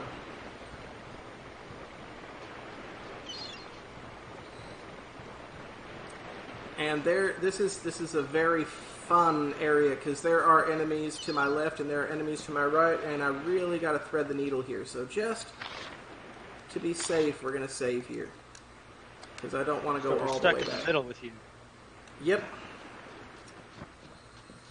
These guys, they want to be starting something, and like someone who wants to be starting something, they are both too high to get over and too low to go under. See, I saw you're stuck in the middle with you, and I raised you a Michael Jackson song. Yeah. Well, just, you know what you say about speedrunning in this game? Just beat it. Okay, you win. So, we're going to have one scene where we get to meet Arturo. I'm going to skip through it. Edge, did you get a chance to see that? Can you tell us what's going on in this scene? Arturo is kind of tilting at windmills here. Just thinks that he is the greatest knight in existence, and his sole purpose in life is to defend this bridge. And he's not very good at it. He is not very good at it at all. Yeah, so he saw Keelan steal from merchants, and he doesn't want to let her through because she's a thief, and she convinces him he couldn't possibly have seen her steal.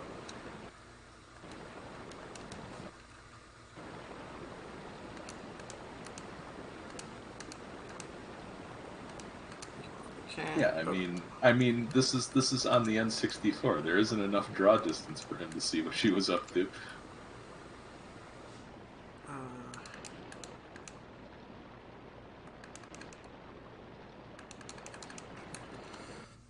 And I chose the wrong dialogue option, so I had to adjust on the fly there. I don't want to accidentally recruit Arturo, because that would be silly. I love Arturo. Arturo is an interesting character.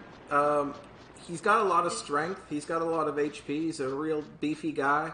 Unfortunately, he has very little dexterity. And dexterity determines how many turns that you get in combat. So you have to choose essentially between Arturo and Abrakan. And Arturo's low dexterity just unfortunately makes him the inferior option. But I do like Arturo as a character. He makes me feel smart. Well, by comparison, of course. So you may have seen that Chaos Knight or Chaos Scout running in front of the door. That is real bad to get into a fight with now. So we're just gonna deal with that later. I got caught by the tree. It seems like that's like a somewhat of a boss battle, just to make sure you're at a sufficient level for like Chaos Isle or something.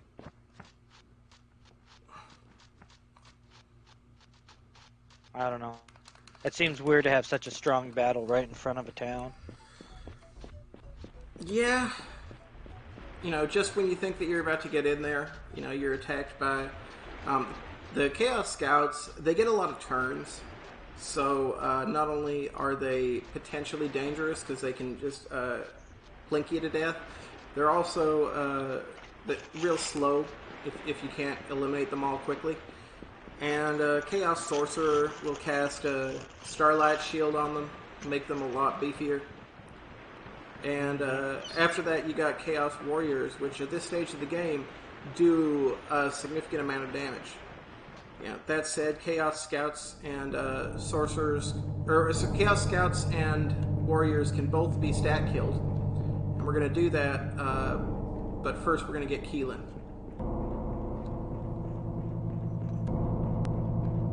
Who's Keelan? I'm sorry. Who is Keelan? Oh, that red-headed thief that we just saw talk her way past Arturo. She is apparently for hire. And she got into adventuring for the best reason. She was rich and bored. And that is exactly what you want. You don't want anybody in your party who was forced to by, like, dead parents or, like, some sort of personal hardship. You want people who are in it not for the money, but just for the lulls. Well, get someone like Dougal, right? That's his name, right? It might be. I never. Dougal's the greatest character. I have literally never recruited him.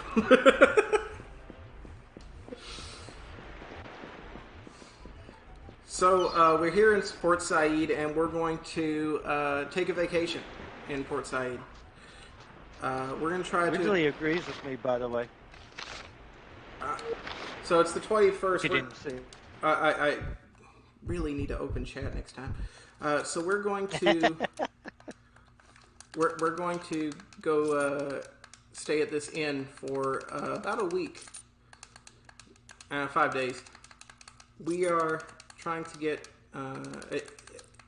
when we go into Shamsuk, we want the moon to be in a certain phase, and this is the fastest way that we can advance the calendar because we don't have to go through any lame camping cutscene.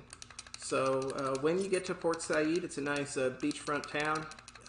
You take a vacation, a much-deserved vacation. And there's also Rada is here. She would tell us that that ritual that was performed to remove the poison that didn't work sent out sort of like a magical shockwave, and now Bowden and other wizards across the world know that it happened and know that it means that the prophesied kid who wouldn't have a name exists and is alive and out there and sort of sets a lot of the rest of the plot in motion. So, yeah, Hangry's very existence is a problem for a lot of people. And that might make him a target for the good guys. I love that. I seem like a capable woman, don't I? Yes, in caps with multiple exclamation points. Yes, you are very capable. Oh, and poor Brenna. Brenna will never get over this. Yeah, if you stay in the inn after you recruit her, there can be a cutscene where Brenna says, "You don't want Hangry," and she says, "Why?" You know, if she's like, "Oh, it's hard to say. He's kind of," and she says, "What is he spoken for?" And Brenna's like, "Oh, no, not that. No, he's just. It's hard to put into words, really." So we're going to teach Keelan debilitation, and we're going to give her all of Brenna's stuff, which I'm sure will make Brenna feel less jealous. Brenna gets the partial plate mail, and she's going to get the bardic gloves because it's going to allow her to perform. She can make this next fight go a little bit easier by performing, but she's not going to be our main source of damage. Yeah, it can be kind of a pain to hit the Chaos Sorcerer, so...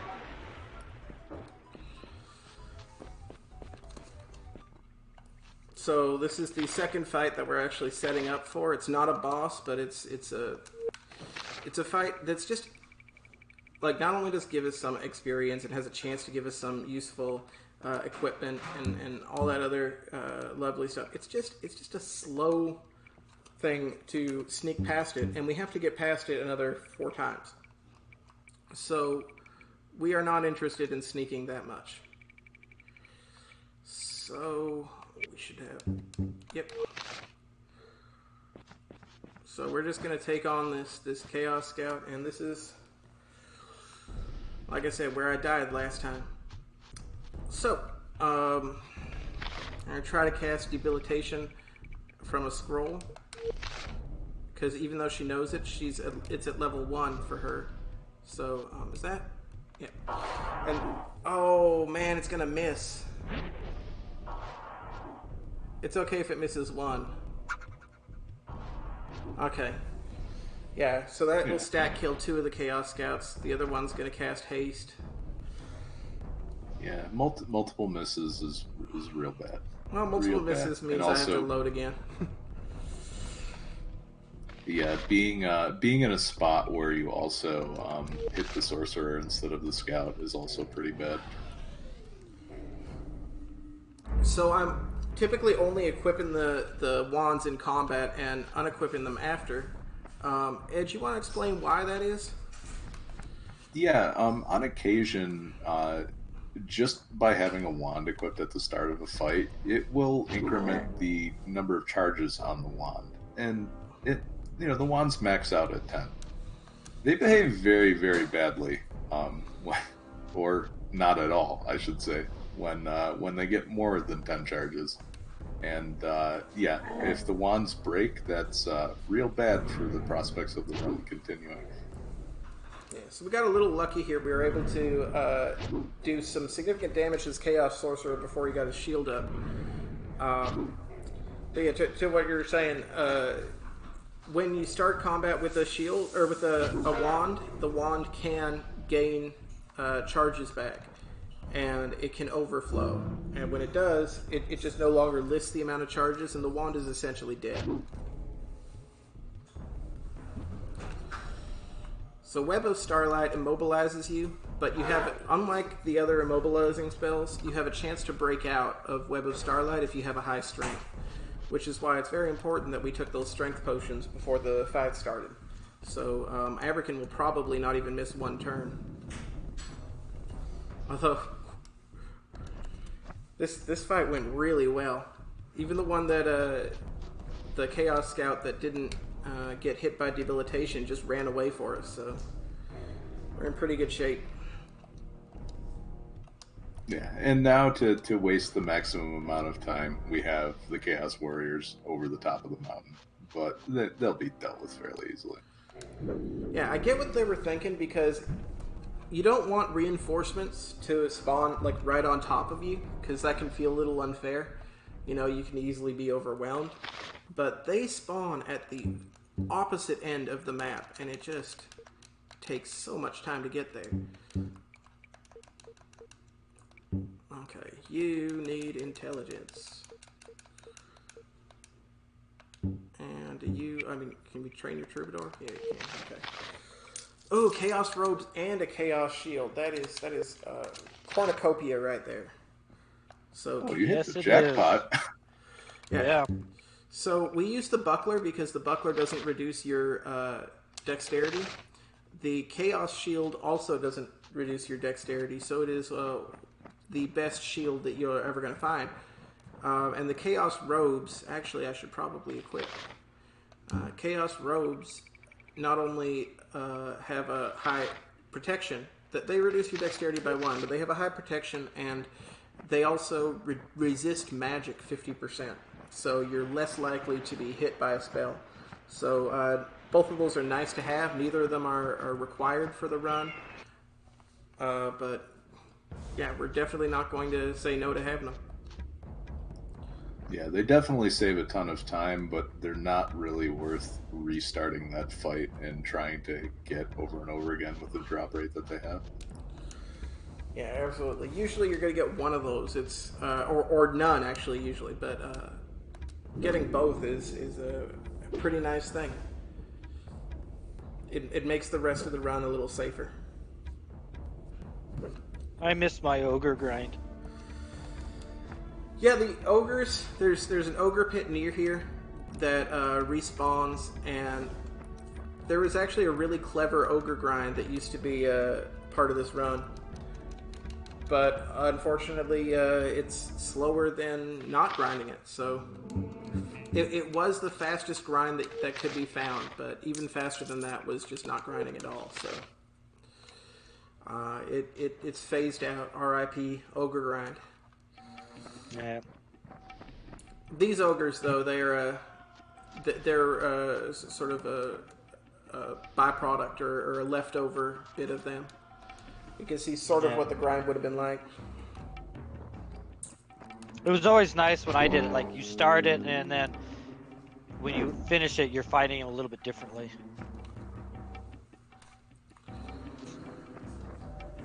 You can see the progression. That's how I got our turret. Absolutely, jump in. We got a donation here. Excellent. Actually, a few minutes ago, but you guys were, they wanted to interrupt. Interrupt me. I'm talking nonsense the whole time. All right, fair. Yeah, we got $5 here by a certain Darkwing Duck.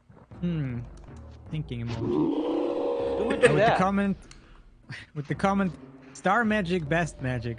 Soleil character, best character. Oh wow. Sorry. Yeah. I don't know. Thank you very much for the $5, man. I don't Appreciate know it. what anonymous hero donated under the name Darkwing Duck, but thank you for your donation, and you have every right to be as wrong as you like. Hey, I put my money where my mouth is. I think the appropriate thing to say is you can have an opinion even if it's wrong. Oh yeah, absolutely. As it is in this case.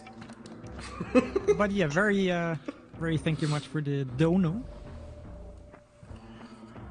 Absolutely, as has been said, it's an excellent cause, and hopefully more people will be inspired to throw some money the way of Save the Children. Yeah, every single dollar counts. I think the minimum you can donate is $1.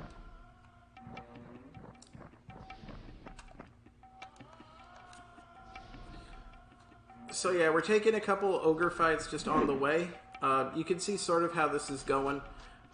We stat killed them all with stupidity, but unfortunately because this fight had 8 of them, we still needed to kill some of them with damage while they were immobilized, just to make room for the others, because if the reinforcements haven't arrived, then they haven't been immobilized and they haven't been killed, so the fight would just continue.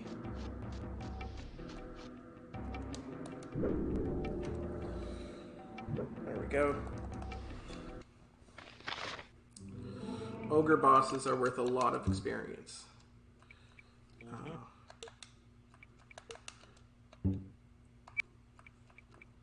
And we don't care. So, just generally, we're going to be trying to increase Abrakan's strength and his dexterity. We're going to be trying to... Keelan actually has a lot of stuff that she needs. She needs her intelligence up to 20. She needs her strength up to 20. She needs debilitation up to 4, and then later to 8. You know, there's a fair bit to spend our experience on. But we can generally handle every fight now, so I shouldn't spend too much time tinkering in the experience screen. Yeah, there's generally a few things in the speedrun that you want to prioritize. I mean, for Abrakan, strength and dex always good. Warrior also pretty nice. Main character needs a lot of intelligence, but not over 30, and we'll see why. Close towards the end of the game. I was slow on my start button and I went all the way back here. Like I said, there's most of the time you don't see any danger, because most of the time you don't see like most of the time I'm successful at skipping encounters and getting past them, but when you run into them, you notice them. So for somebody who's picking up this game for the first time, which I'm sure now that we're running this and broadcasting this live, I'm sure millions of people are going to start running this game. They'll notice that a lot of the things that I make look simple are very precise routes. And you don't really notice them until they fail.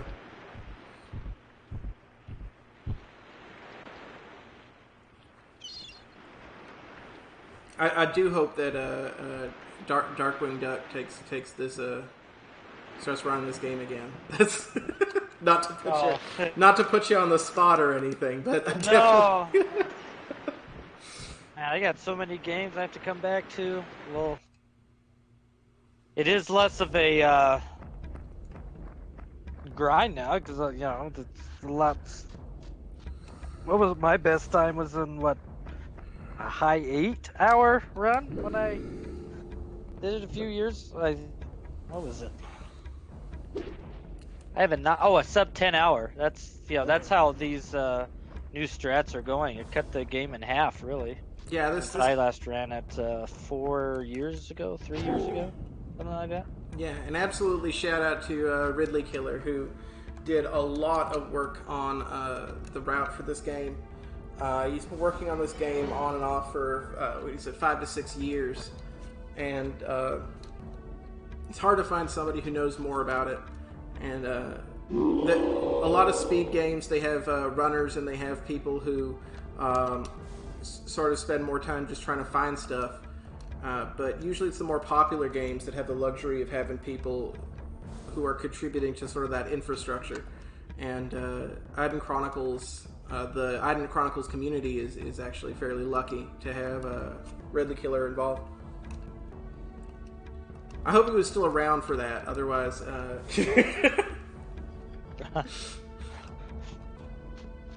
You have a Shilicia, I think that's the right pronunciation.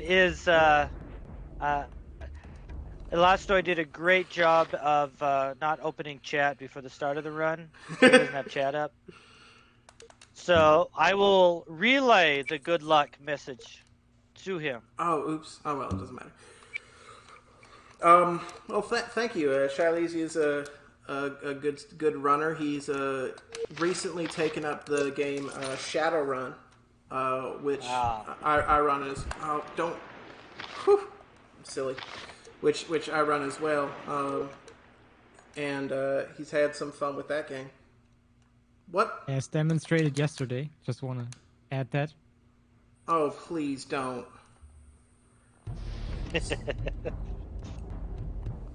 So, in the event that the save file just corrupted, I have to figure out what to do. Uh-oh.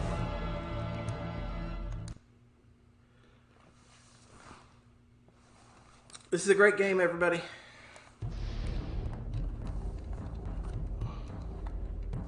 Did Did it like break his? Yeah. The save is broken, but we're going to see if I have any backup saves that I can appropriate here. Okay. That was the big. I had a run. I remember that. Wow. Broke. So we're going to take a moment. If I can have you guys stall for a second, I'm going to see what's available to us, and I won't. This won't be a proper finish to the run, obviously, but I will be completing the game for the stream at the very least. So I just got to see what saves I have available real quick.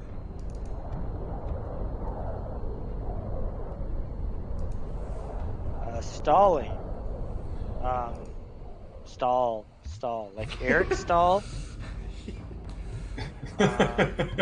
So there are a bunch of other stalls. Let's talk a little bit more about Save the Children. Save the Children, of course, is a charity has been around for over 100 years, and they've spent each of those 100 years contributing positively to the lives of children around the world. And if you were to donate now, you could have your donation read on stream. It's a great way to advertise for your local small business, your cotton candy vendor or seller of popped corn. But on top of that, you would also be contributing to a great cause in Save the Children, and your money would be used to improve the lives of children around the world. Yes.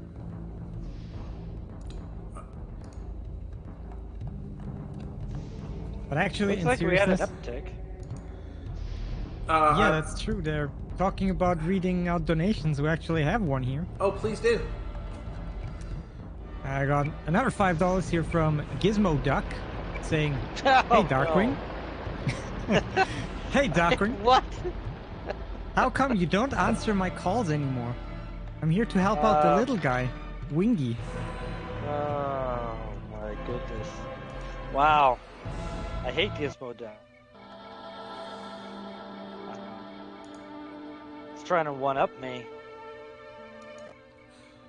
So that is unfortunately a glitch that I wasn't prepared for because I've never encountered it before. but somehow the save was apparently corrupted. It's not going to load. So I do have another save file. Unfortunately, it's before Shamsuk's Tower. So we're going to skip a fair portion of the game just to finish this out. So my apologies to SpeedCon and to everybody watching. I'm afraid that this run has failed because of an unexpected glitch. So Yeah, What I kind of looked away. Where did you save to have this glitch pop up? Because you were still going back up the way to the lighthouse. Yeah, it was on the way to the lighthouse, and I'm not sure exactly what caused it. I suspect it's possible that I just saved and loaded too quickly. But that would happen. I do have a different version of the ROM here that I will quickly Is this your classic "that never happened before" moment? You know, Yeah. yes, but less classic and more tragic. Because it means, unfortunately, that we've got a bit of catch-up to do. So, can I have... Edgeworth, do you think you can explain sort of what everybody missed? Yeah, so you need to get a boat to go to see Crawdog at the naming, or to hopefully get your true name done. And unfortunately, no ships are sailing because you need the lighthouse lit, and nobody knows why the lighthouse is out. So that's sort of a mini quest that you kind of have to scour the area of Port Said to find a way to light the lighthouse. We just immediately, upon getting into town, go the back route and grab that scroll. So we go take the scroll, go up to the lighthouse, light it, and then charter a boat to go to Crawdog's Isle. And on the way there, we decide to take a rest at a random isle just for a little bit. And for some reason, Skull Isle seemed like a pretty safe bet to go stop at. Well, after the Griffin battle that you bought the bows for happens during that time. Yeah, so the reason why you want to buy the bows for the Griffins is they do a ton of damage, but they don't move around. So if you can range attack them, yeah, you just destroy them. So Skull Island, full of a ton of Chaos Scouts, and then you find out that it just basically, after a bunch of fighting and a bunch of sailing, Crawdog can't actually conduct the naming ceremony because he's about to die. And so you're supposed to take his body back for a funeral cutscene, but instead we're just going to carry it around with us because, it's RPG inventory. It doesn't really take up that much room. Yes. And then once you don't even have to go back to Talawa because you're supposed to take back to Ardra. I guess the idea is you have to go down to the trade town. I can't remember the name of it. And there you learn that Shamsuk destroyed another town, and that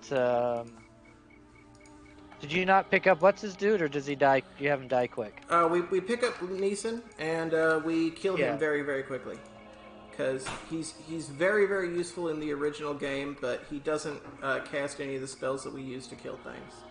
We don't kill things with damage. Yeah. So, and then he says that he needs to go to, he witnessed Shamsuk go ahead and destroy that town. So that's kind of what the goal is now, is to go into Shamsuk's tower, and because he's a necromancer, and he's like.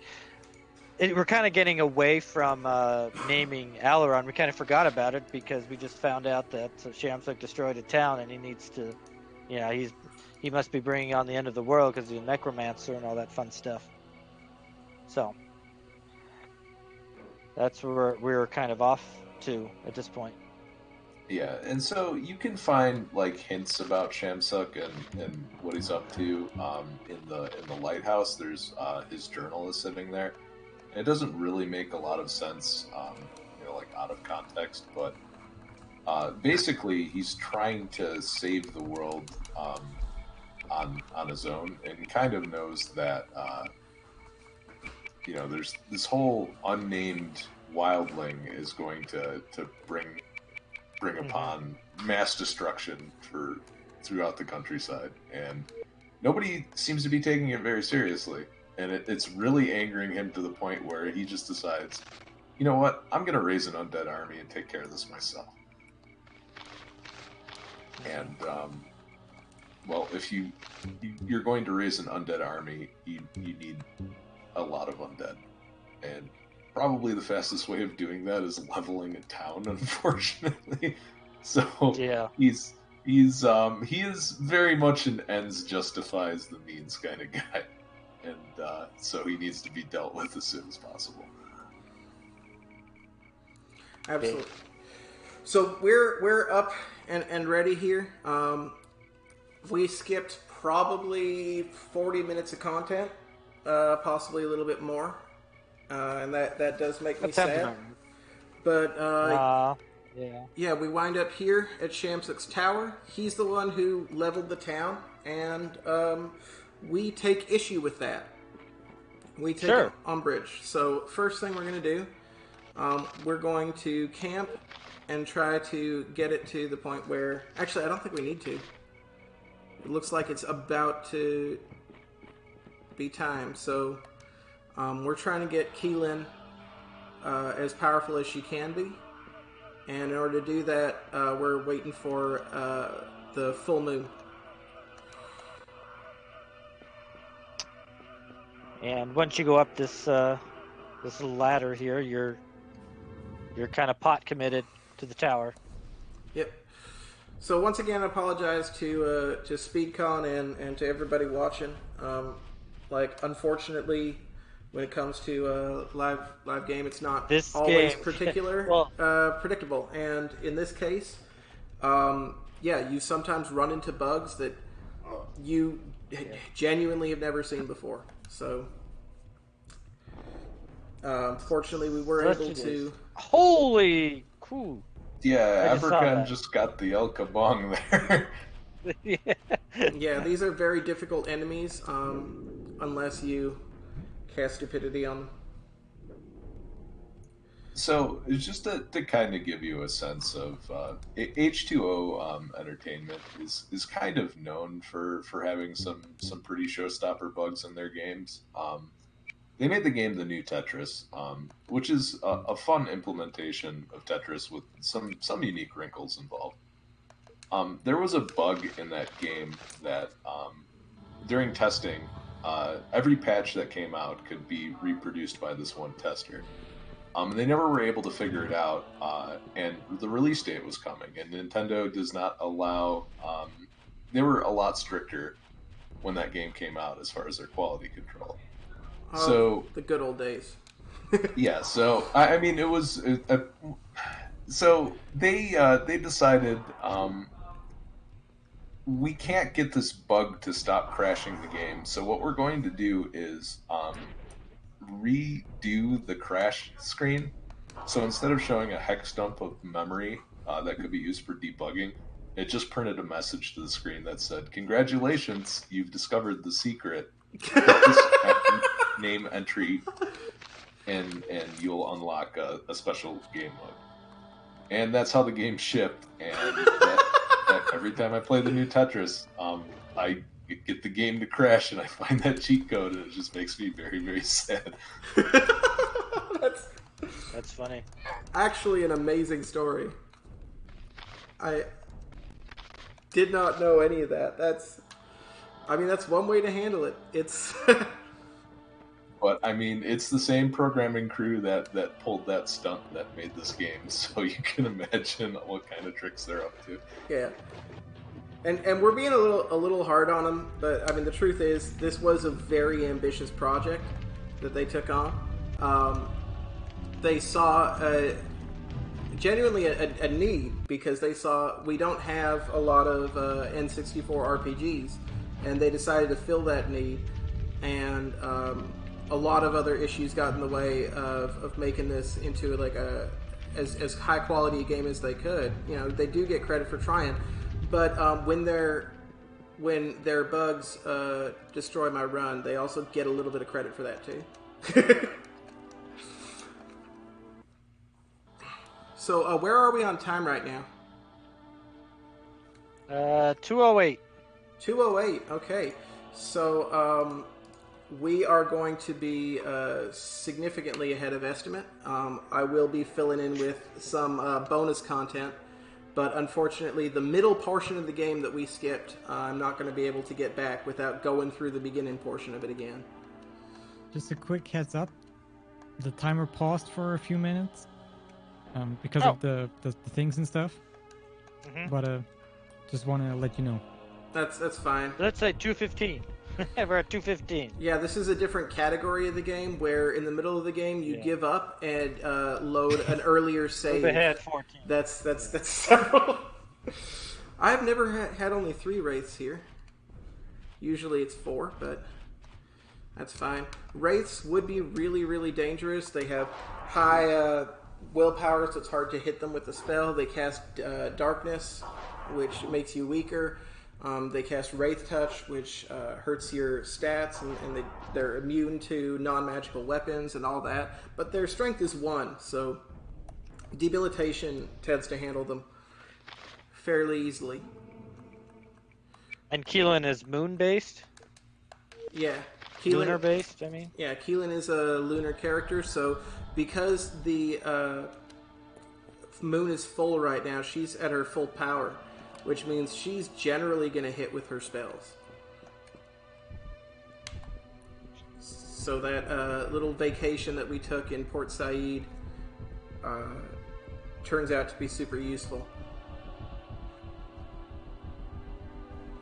Yeah, this save was done for practice purposes and for testing a lot of stuff out, so I have some spells that I wouldn't normally get, and certain other factors, but we will be able to complete the game. I was testing trying to kill the final boss with damage. That does not go well. You can't... No, that is a tough sell. You can do it. It's not really speedrun friendly. Yeah, in order to kill the final boss with damage, all you have to do is get a very specific sword that's across the desert that we're not going to bother to get. Oh yeah, that too. Yeah. Because the boss can really only be properly damaged by that sword. One of the things that I'll be showing off is one of the cheat swords that exists in this game. That's super effective and has like really advanced stats and all that. And that sword will do almost double digits. Like we'll do 9, sometimes it'll do 10 damage to the enemy, but generally not nearly enough. Do you normally kill off Brenna and Abercon on runs? Yeah, because you have to knock off one of them or drop Abercon when you pick up Neeson. Yeah, typically I kill them off in the troll fight before Terminor because I can. It's an easy fight to kill things off on because the trolls hit really hard. So hard. And Abercan, while I mean we could just leave him behind, he has a lot of dialogue in that scene. So we tend to kill him off for that reason. And we would have like in my play tests, like when I was just trying to write it out, I was actually unable to like I had to load several times just to have Brenna survive that fight. She is made of glass and she generally just dies. And I'm like, well, that isn't terrible. So we're gonna finish the game with a 2-man party, or with a 1-man, 1-woman party. Okay.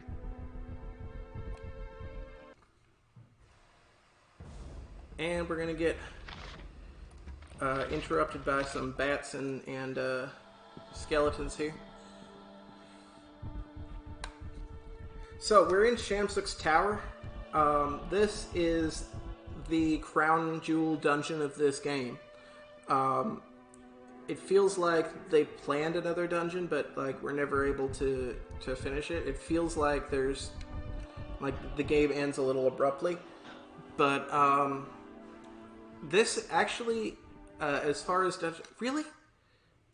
dungeons go, it's not terrible. I mean, all the rooms are unique. You get the feeling of it being sort of a magical wizard's tower. I'm just going to sneak the whole way.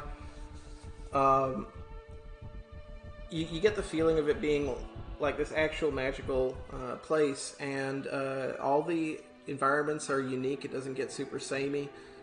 There are some enemies that you encounter that are sort of specific to it, and generally, like it's easy to get lost, but there's lots of stuff to find. It's what you would want in a dungeon, and it's sort of in a great game. It would be fantastic, and in this game, it just sort of is a reminder of what could have been if the dev team had just a little bit more time.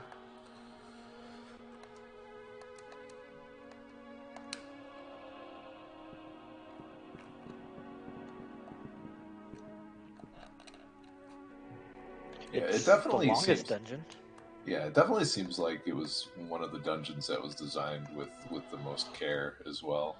It's almost Sure, like yeah. it's almost like it feels like they were working backwards when they made the game almost. Yeah. Which Yeah. is Or like this is like the first. We need this mid-game dungeon for this storyline, so we're gonna do that.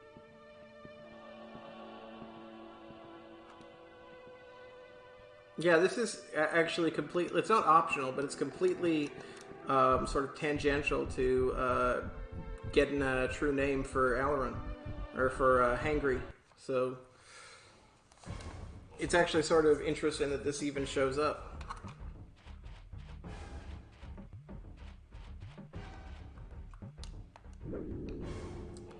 So here we have skeletons, and they don't look too bright, and they're not.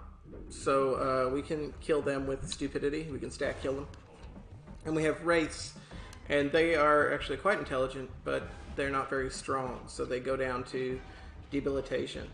And one of our characters knows stupidity, one of them knows debilitation, and that sort of gives you an idea of how this team was put together.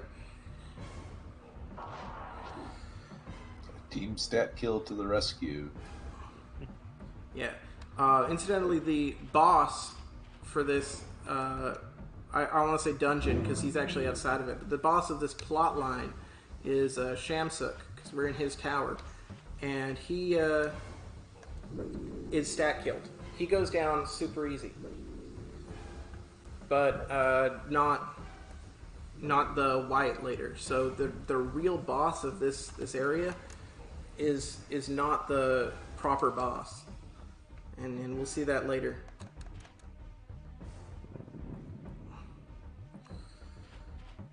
I mean, we don't even need a kill. We're just going to use the light wand.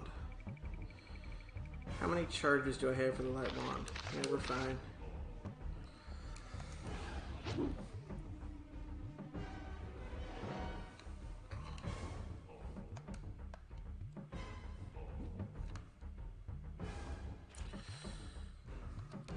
So he was missing with the stupidity spell because it's close to midnight. So Alaron as a solar character, rather Hangry as a solar character, is going to miss with most of his spells and actions a lot of the time just because of the time of day. However, when I cast the light spell, it tends to hit more often. Although, just as I say that, he's going to miss again anyway. Yeah. There we go.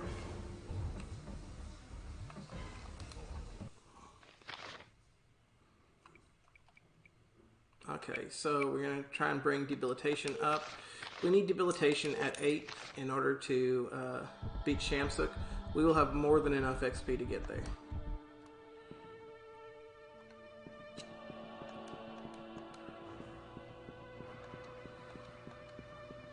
There's a lot of ways of doing this dungeon too. There's a lot of shortcuts. Well, a couple shortcuts anyway, I guess.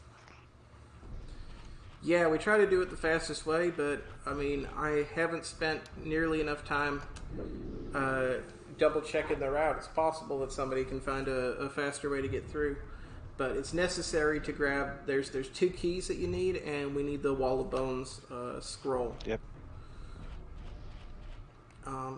Keelan doesn't have much to do here. She has to kill 2 things. Yeah, Keelan winds up being our strongest attacker.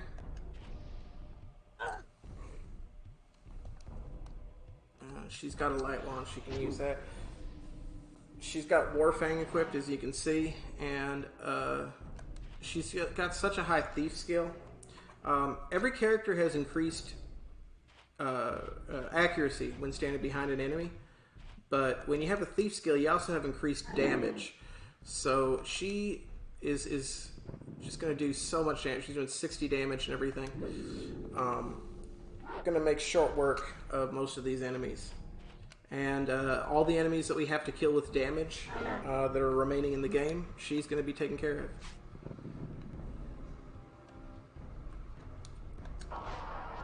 Oh, that's the wrong spell.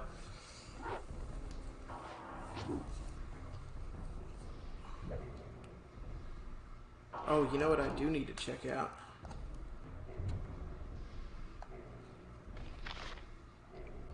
Okay.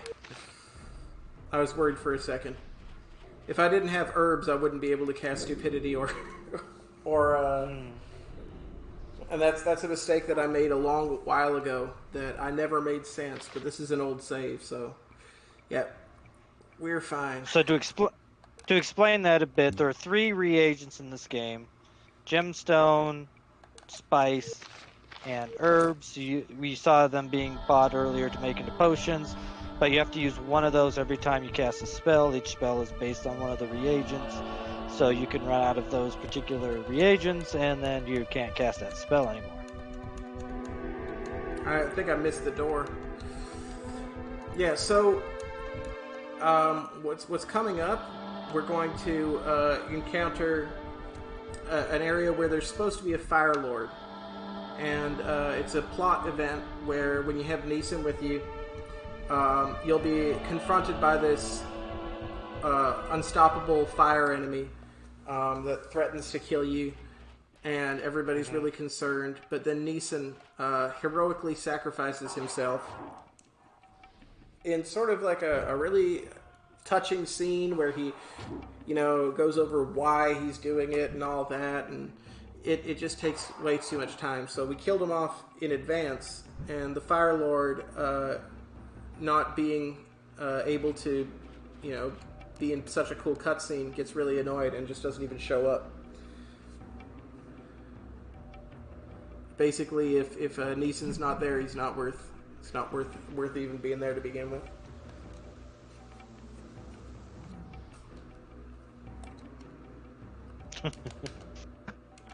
Wraith Touch, I believe, is a random. It's like debilitation, stupidity, any of the other debuff spells. It randomly chooses one of them, and that's you lose your stat in. It'll bring one of your stats down. There's no predicting which one, but it doesn't really super matter because the Wraith doesn't last very long. So, in preparation, we are going to give her the Bow of Accuracy, which is going to increase her dexterity, and we're going to use a dexterity potion, which will increase it even further. And she's going to equip this Wall of Bones, and we're going to save. This setup is fine to save. I save it on a separate file just in case. Okay, so Keelan should go first, and then basically didn't work. Okay, so if she gets another turn before the white goes, then we get to try this again, and if not, then we just load. Nope. Nope. Going to sleep.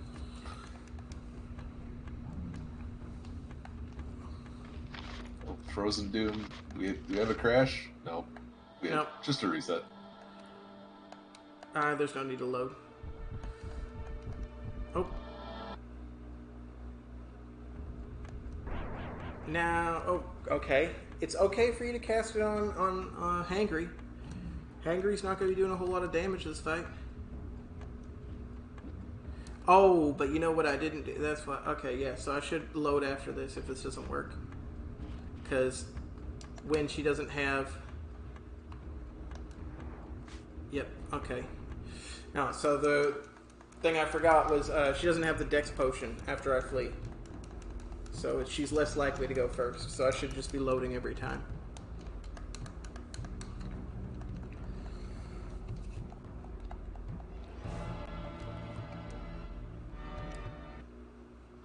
And I should be loading the correct save.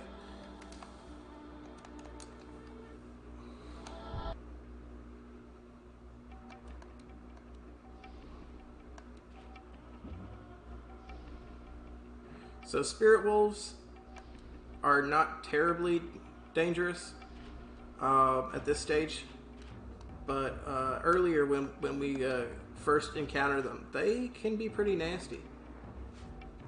And they're worth a lot of experience, but they're also very capable of killing you.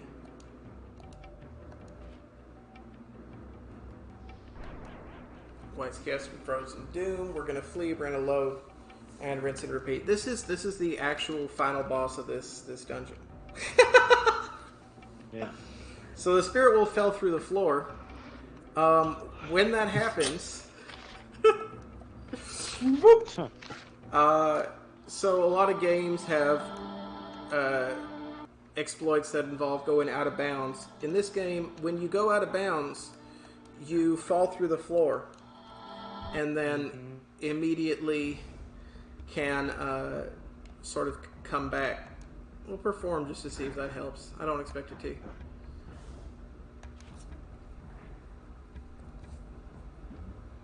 to. And maybe the white will be distracted by awful music.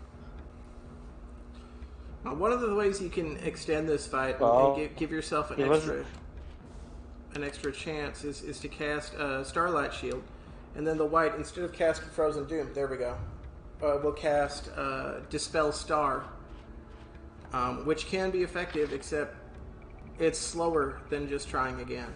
So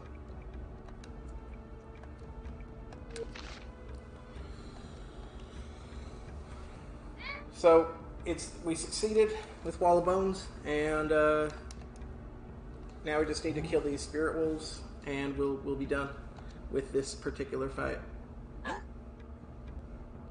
Unless... Oh my god. Unless the unlikely... Oh no! Oh no! Oh man. Everything happened in this particular marathon. I'm getting hit by every edge case. Well, it seems appropriate, right? Thank you, Edge. Edge being an edgelord over there. I don't know. The Shadowrun run went pretty well. Maybe there's some balancing karma here. one was pretty good, now the other one has to be really bad. Zoners, I gotta. So the balance keeps intact. I need you to tell me, because it's important. Were you deliberately making a pun on karma there with Shadowrun? Not really, no. Oh, we were giving you so much credit for that. I mean, I totally did. Come on, sure. Yeah, that was beautiful. I 100% did. It's leftover karma from Shadowrun, everybody. All right. Well.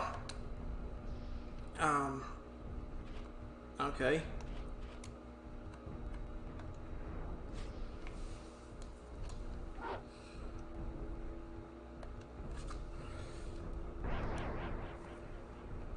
Once again with the Frozen Doom, this typically works. Like this fight will typically be successful 40 to 50% of the time, right? Just like a little bit less than half the time.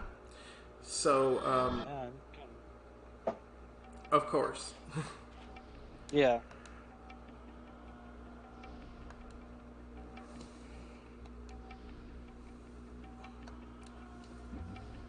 But we'll see how this goes. This is why my estimate was so long, incidentally, because this fight and the last fight that rely on Wall of Bones can easily go way longer than they're supposed to. Because you can get them first try, or you can get them 28th try. You're gonna move over here. You're gonna equip the rope and the. I would have guessed the wizard's ring would be a potential issue too. I've gone 20 minutes, I think, without it. Yeah, that's the most I've ever gone. It's definitely possible, but generally, that's the worst. And you don't you can lose a run there because it happens at 40 minutes in, right? So I mean, it's not ideal, but it's not the same thing as losing a run super late. So typically, if it takes longer than 5 or 6 minutes, I'll restart it. And of course, that aspect of the run went swimmingly this time. Yeah, sure. Most of it was going great until the game decided to crash. Well, crash would have been fine. The game decided to corrupt a save. Yeah. Anyway, Spirit Wolves, we're going to make short work of them the second time around, or, 8th time, or whatever you choose to call it. Spirit Wolves are done, and once they finish fleeing, this fight will be over, and the majority of the danger in this area is gone. So...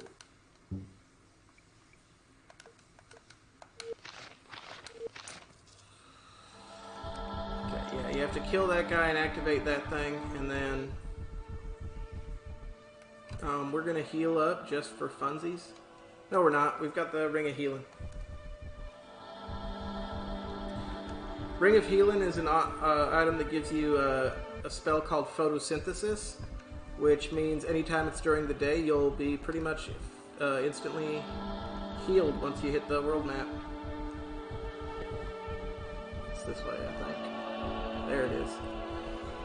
So this is a secret door that isn't available until you open that thing, and here's the altar where Neeson will heroically sacrifice himself. But he already did. Some of these secret doors seem to be in fairly unfair spots. Yep, that is... Well, it's like a spoke. So... yeah, like once you find a couple of them, it makes it easier, but... yeah.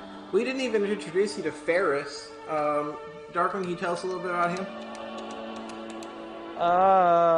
He tries to be, well, what did I say about him? He talks a lot, and he bows a lot, which takes a lot of time for him to do, which we don't particularly like. I don't even know really what he is. I never really understood what his purpose is, other than just being like a chaos, like a Joker-esque. Back in the day, when Character secrets type. used to be secrets.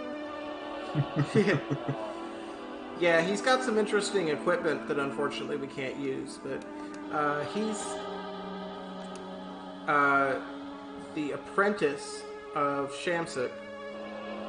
So he's sort of enacting a coup here in helping us to kill Shamsuk, but we really don't need his help.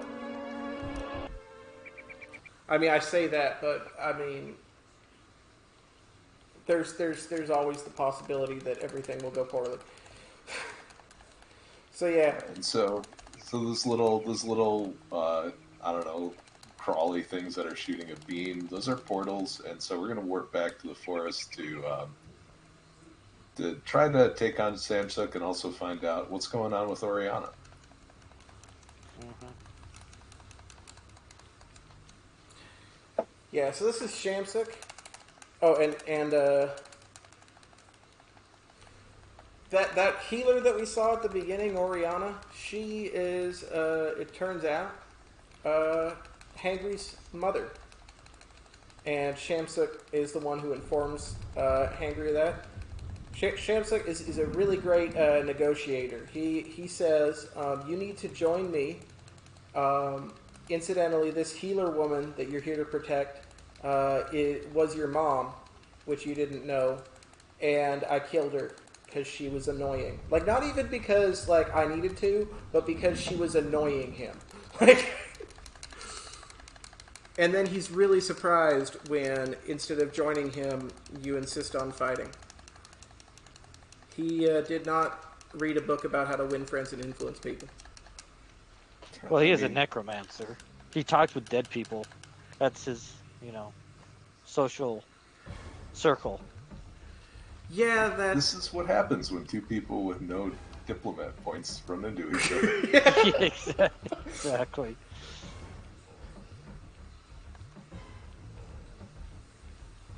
So, Shamsuk is a necromancer, so he's got really powerful magic. This is a fight that historically took a long time just because the previous method was to cast Wall of Bones on him, which would instantly kill him, but would also tend to fail because he's got a fair amount of resistance to necromancy. But he's got 15 strength, so it turns out that casting Debilitation at level 8 will reduce that by 16. So that was Shamsuk.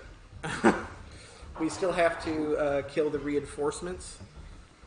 So we have to take care of the giant skeletons and the zombies. But the main boss of this fight is already damned.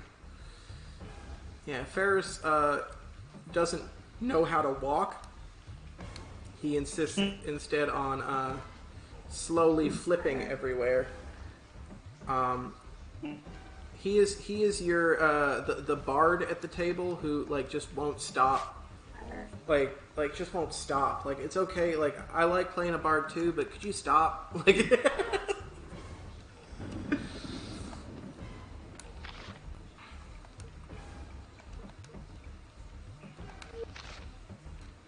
So Keelan having her wizard skill is only at 4. So like I said, she couldn't cast it at 8. But we have the wizard's wand and the wizard's hat and the witch ring, and all of those put together allow us to cast the spell at level 8 because they increase her wizard skill by 4.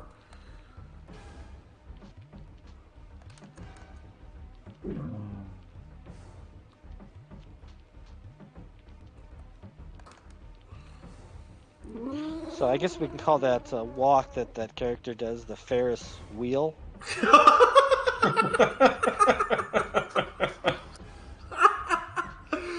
Oh my god, 10 out of 10. Alright, so... Ferris has really nice stats, which is sort of proof that you don't get to keep him for very long. He's in your party for the length of this combat, and then he's gone for good. There is a possible way to sort of game the system and keep him in your party. I don't remember what it is, but I have read about it, and it's just so have I. But yeah, I don't remember. Yeah. And it's like, why would you want to do that? He's not a good character. He's got excellent stats, but he's... Oh, I should probably equip all that stuff. He's got excellent stats, but he is... he is not able to cast magic, and that's really the thing that you most care about for a lot of these characters. So now Hangry is going to cast Stupidity on the Plague Zombies and the Giant Skeletons.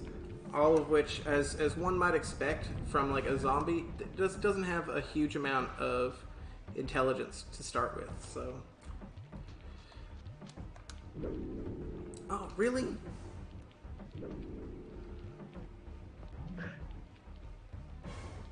So just to make it easier for him, because that's what we want to do, is make sure it's easy for him. We're going to cast Light to increase his accuracy. He's giving you the business here.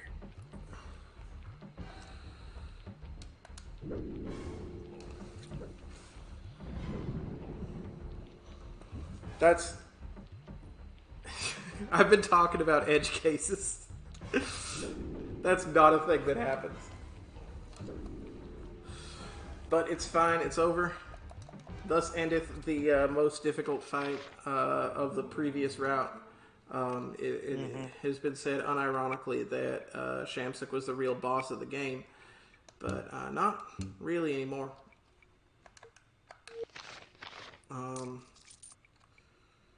And none of this stuff is particularly important. I think we're going to grab... we don't grab anything.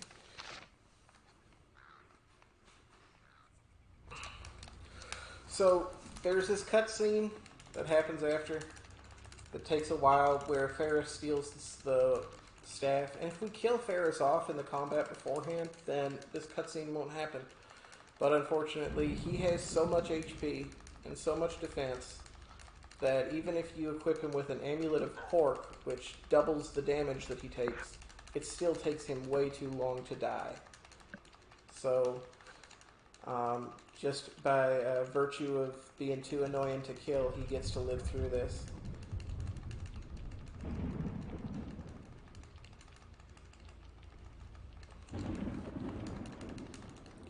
So, when we saw Cradog, he told us that he was going to die, but he left us with some hope. He said that the Jundar King Zeratas might be able to name us.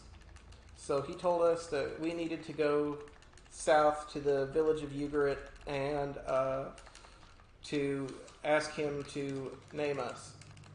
And what's supposed to happen is you go south to the village of Ugarit and you ask him to name us, and he says, "Are you kidding? You are this beacon of evil magic, and you came here and put us all at risk? What are you thinking?" And you say, "Well, please name me." And he's like, "No." And you're like, "But I please?" And he says, I've got no power to do it," and sends you off to... he tells you the only person who can name you is Dragon. Yeah. So what you're supposed to do is go visit... like he says, in order to talk to the dragon without dying, you need this horn. So you're supposed to cross the desert to go to Ugarit and get the horn.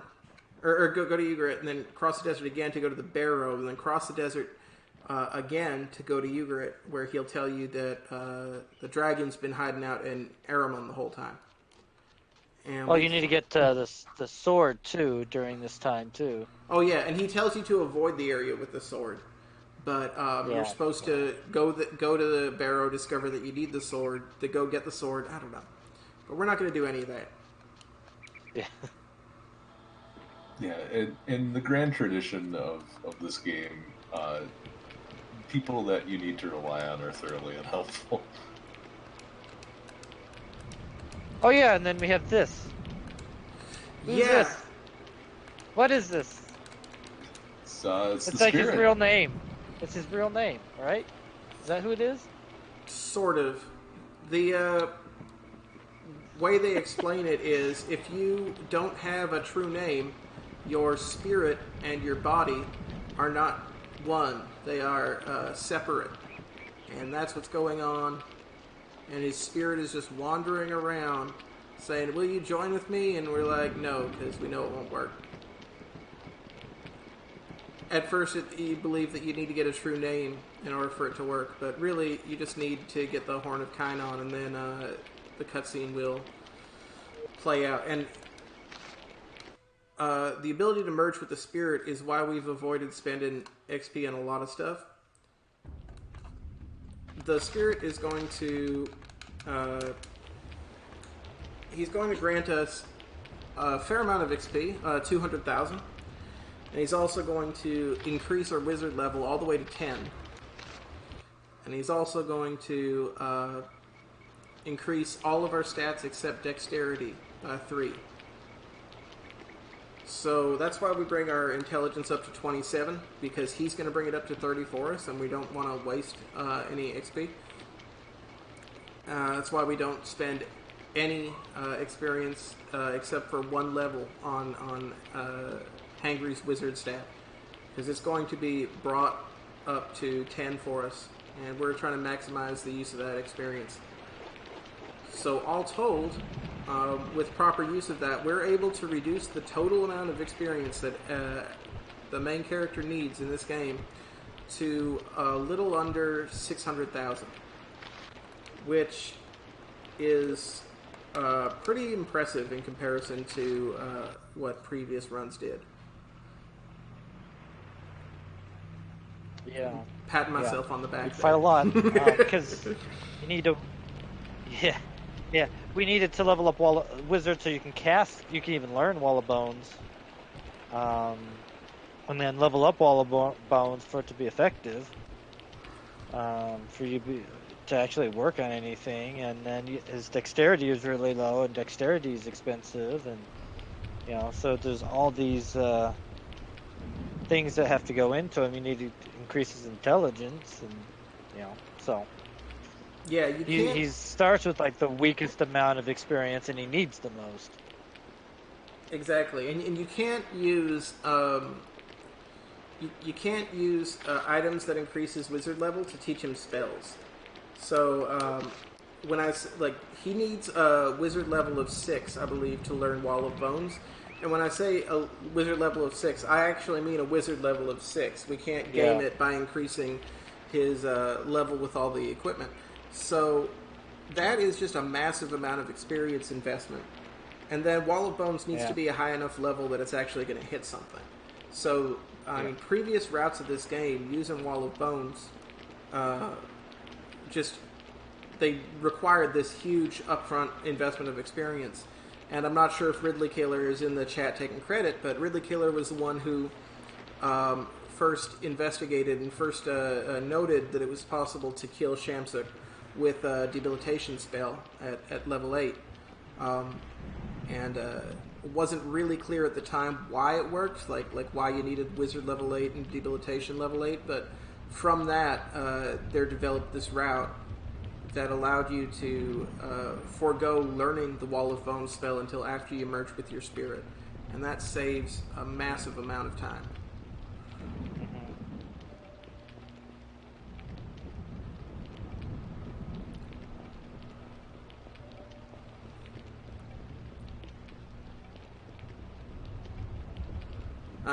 Host, do we have a donation, or can you tell us about the charity again for people who might just be turning in? Surely can, yeah, sure.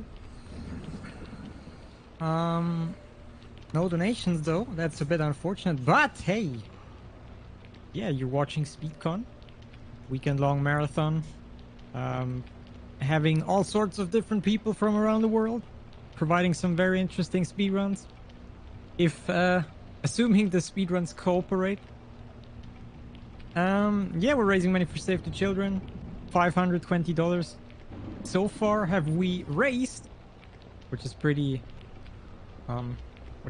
impressive, I'd say. That's pretty impressive, yeah.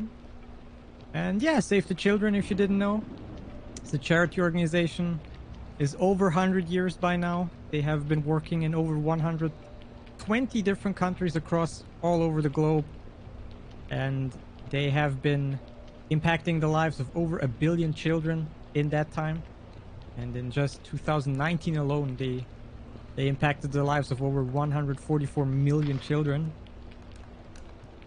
And yeah, like I said, so far we raised over $500, $520 to be exact. And just to give you like a little bit of perspective what Save the Children can do with all of this money. For example, $50 can keep 10 out-of-school children from going hungry during a pandemic, which is kind of relevant right now. The same $50 could also deliver early education essentials where they are needed, like books, games, softwares, and supplies intended to make up for the lost learning time. Also, for example, $35 can help secure healthcare, a safe shelter, and legal services for a survivor of gender-based violence. And yeah, $100 can, for example, supply shelter and essential supplies for a family in crisis, in order for them to survive. And of course, the good old trade and true $1 can save the life of 4 children against the life-threatening disease of pneumonia.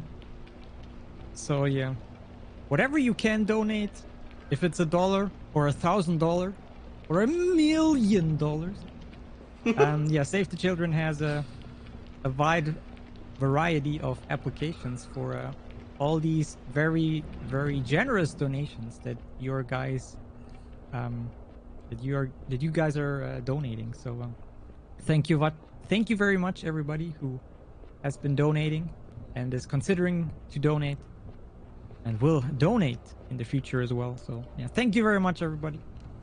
And yeah, back to the run. Thank you. So there was a darkened bat encounter there that's a bit of a drag. This area doesn't really have a name. I like to call it the minefield because there are cutscenes and enemies and everything that you have to sort of dodge, and your route through there is very precise. And here we are at the Jundar Gate. And they're going to pose a riddle. Oh, and I'm going to get the riddle wrong. It's not good to mash through that cutscene. Uh-oh.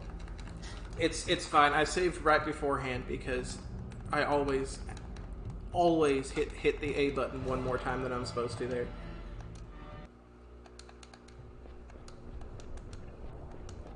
Yeah, imagine how easy the riddle would be if you could just mash through the entire thing. The answer is hold A.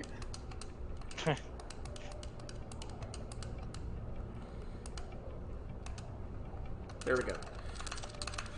So, instead of going to the town and being told to go to the barrow, and then going to get the sword, and then going to the barrow, and then going back to the town, and then going to Aramon, right, which involves crossing this desert like 6 times or something like that. We're not going to cross it at all. We're just going to... the door is right next to the barrow, so we're just going to go straight to the barrow. I do want to take a moment and just give a shout out and a thank you to Darkwing Duck and Edgeworth who are commentating. If both I think both of you have a Twitch account that is different from the different from Darkwing Duck or Edgeworth, right? So if you guys could remind me what the links are if they want to follow you, that would be super awesome. You want to go first? Or want me to? Yeah, sure. So mine is just twitch.tv/edgestream. Ooh. Alright, I'm Darkwing _Duck_SDA. Yeah, I would have said it myself, but I'll be honest, I forgot whether there was an underscore after SDA. No, there's not. So I stopped myself, and I was like, I need to tell them to say it themselves because I don't want to say the wrong one. But yeah, both channels obviously quality content because the two amazing. I'm sorry. Speak for yourself on quality content on my stream. Well, I mean, I believe that it's quality content. I've tuned in a fair amount, and you can tell from the delightful commentary they've given us. Hey. Hey, those Thank you. Those Dragon Quest III runs were good times. Oh man. From when? It was just a few months ago. I've been streaming for... Oh gosh, now I have to think about it. That makes me... I think we're getting close to 10 years now. I think I started in 2011. You have been streaming for a tenth of the time. A tenth of the time that Save the Children as a charity has existed. Okay, Nice. normally I would never take this fight, but for some reason it spawned with only one skeleton, so I will be glad to take this off of the map. Because normally it spawns with a white and a bunch of other nasty... Oh.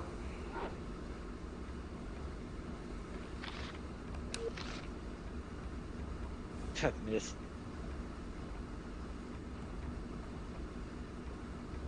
So the reason that they're able to move so far now is because we picked up boots of haste, or boots of speed that cast haste. And yeah. You don't even. I used to get the teleportation belt. That's how much I would go on movement. I can't remember where it is now. Yeah, I tried to route the teleportation belt, and it just it didn't make sense. Yeah. Most of the time, like, because we don't close the distance with most enemies. I will very quickly remember where all of these barrows are. I was going to ask that. I never remembered the order of these runes. Yep, it's the other side. It's this one. I just have to get past this zombie, which sees me. So we're gonna have to save and load. Did we ever explain how saving and loading works to remove fights? You saw the zombie was moving towards me there, and then I save and load. And when you reload, it's like, yeah, they forget. yeah, and they're kind of like in their original position, right? That's not fair. That's not fair of that zombie. I think he thought you were mocking him with the, because you were going a little bit faster than he was. Oh, barely.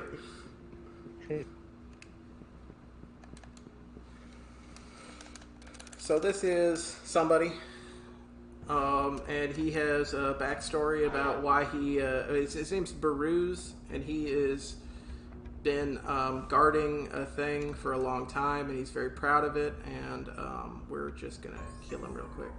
He's gonna cast Mirror, which will prevent any hostile spells from being cast on him, and that's quite effective. Except we're not casting any hostile spells.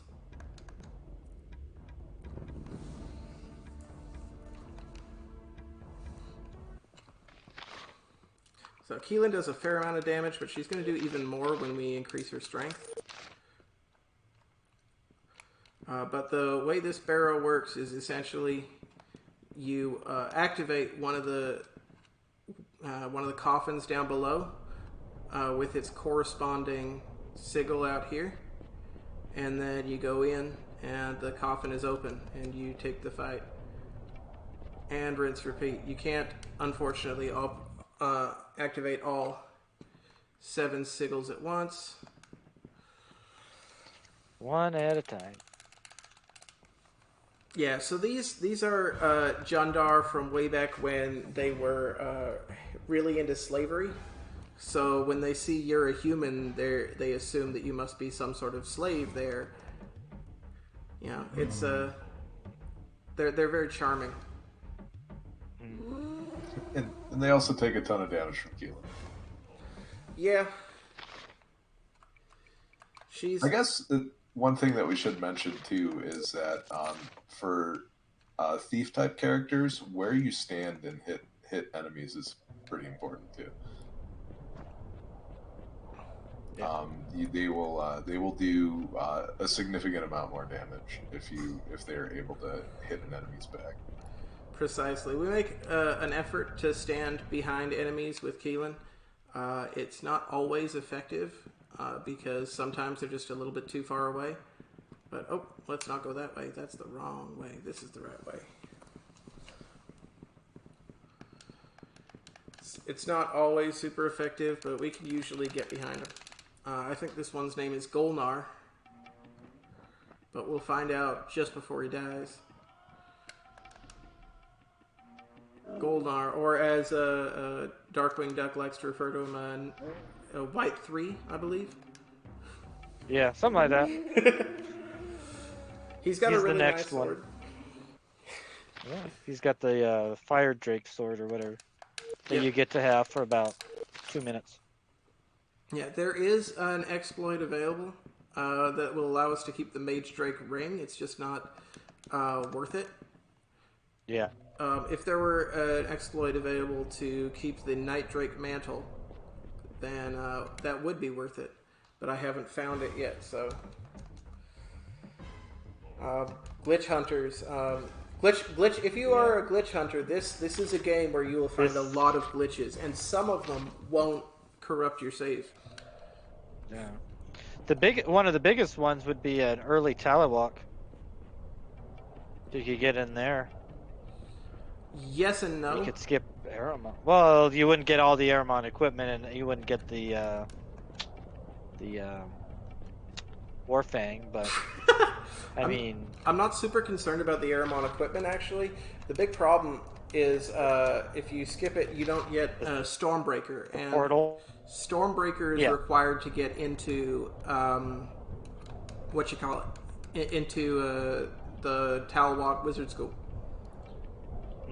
So you would never be able to advance the plot past that.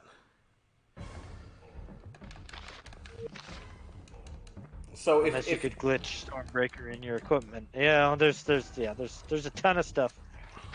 Yeah, this is potential. This is a 4.5, 5 hour run. There's going to be something that they can find that will make it faster. Yeah. Yeah, the equipment that we're given here, it's sort of a drag. I don't like doing this in the game where they give you a bunch of really juicy gear and you're really excited because it's been so long since you found any juicy gear, right? And then as soon as they give it to you, they take it away. Like even now, like the Dragon Leather is like one of the best equipments in the game still. You buy it in Aramon. Because you go back, maybe you're supposed to buy it because you'll have money when you go back there later, and that's when. Yeah, this guy's name is Mehrdad, M-E-H-R Dad, and it's short for Mareel Dad. So, you know, when you say to people you're not my real dad, this is my real dad. Oh, I see. I Is was going to call him Mick Dad. Is this Hangry's real dad? Like, do we ever meet Hangry's dad?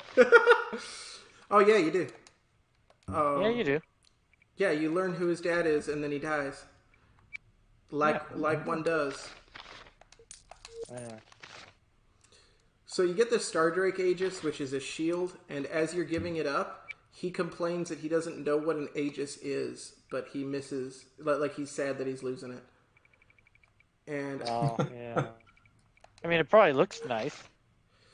Like, again, this is a character who has access to literal royal level education and could know anything that he wanted. So his lack of education isn't because he's an orphan. It's because he's ignorant. He's a dingbat. You just don't know what you have until it's gone, right? Uh-huh. Yeah, in some ways. I don't see any parking lots here, though. It's certainly not paradise, though. You're in the middle of a desert.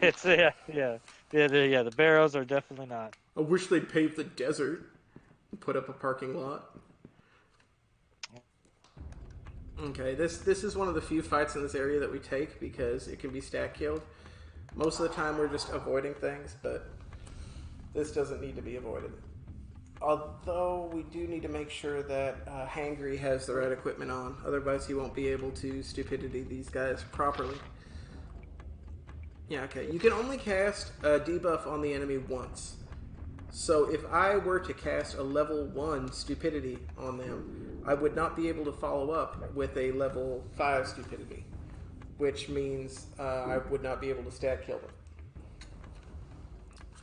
So it's one of the ways that you can get sort of in your own way. And this game is by accidentally casting a low-level spell because you forgot the equipment. I have a light wand somewhere. You have it. Well, you're not about to use it, are you? Okay, well, we'll try stupidity one more time, and if it doesn't work, we'll use the light wand.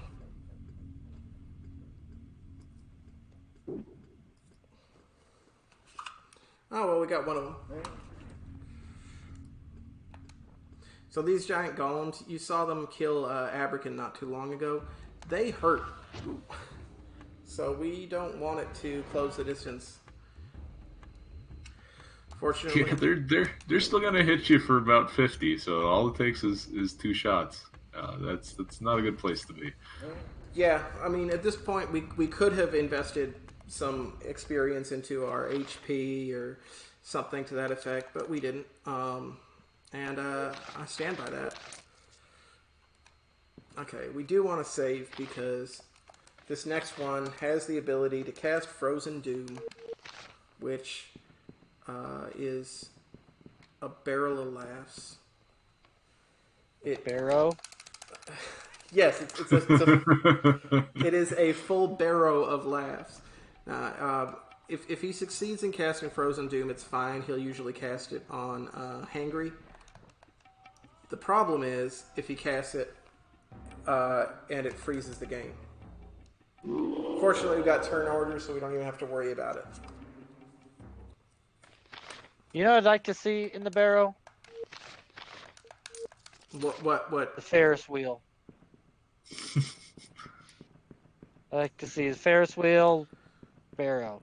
It would be a barrow of laughs. It would. Yes. Although I don't know the proper name of this barrow, maybe it already is the barrow of laughs. I think it's just called the Barrow, but I would guess it would not. If given, I'll play the odds and say that it's not. Well, I mean, that's that. just a mistake by their marketing team. Really. I mean, I don't see anybody else here to visit their dead relatives or anything, They would get so many more visitors if they were to just rebrand. Call it the Barrow of Laughs, So there's a water elemental here who wants to fight me, and I don't want to fight, and we'll see who wins. I kind of feel like if they got more visitors, they would just be one-time visitors. See, or long-time visitors. That's true. Like these folks. I don't know that I agree. It's not like any of these guys are super dangerous. I mean, they talk a big game, but I mean, you see that? That was half of his HP. Oh, now he's going to cast Frozen Doom. He's going to freeze the game just to... Oh, no, okay, we're good.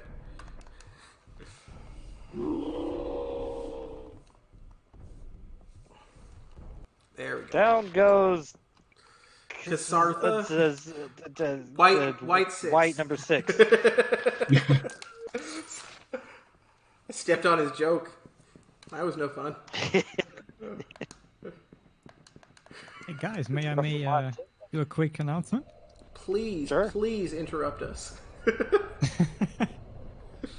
Yeah, I just quickly want to mention that the time has come for me to say goodbye because my hosting shift has come to an end.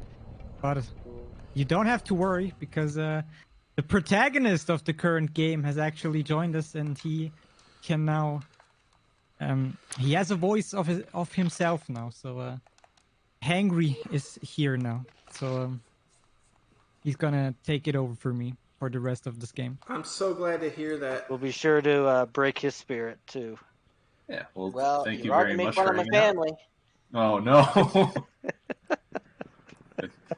Should we make Hangry read all the lines too? Yeah, I was about to say, we're actually a little bit ahead of schedule due to unforeseen circumstances. So I've got some time to kill. If you want to read your own lines, that can be done. This water elemental just attacked me through the wall. So fair play Well, to the water elemental. I'm going to introduce myself first, I guess.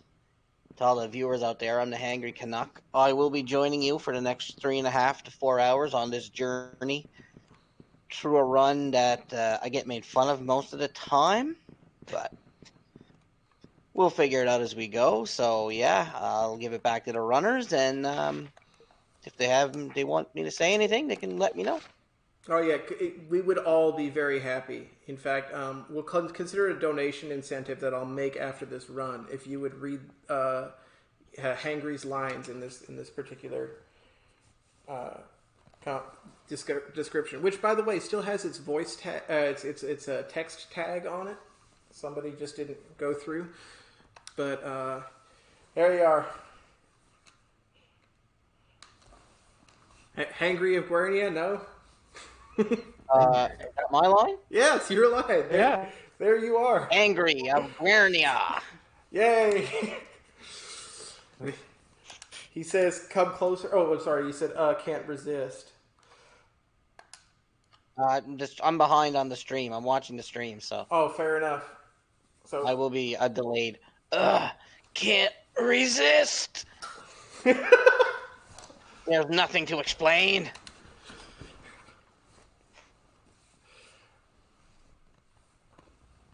all right. There is only a final battle, and I will have rid this curse hole of some unwanted guests. I'm just a boy. And you are just an old man. I'll explain.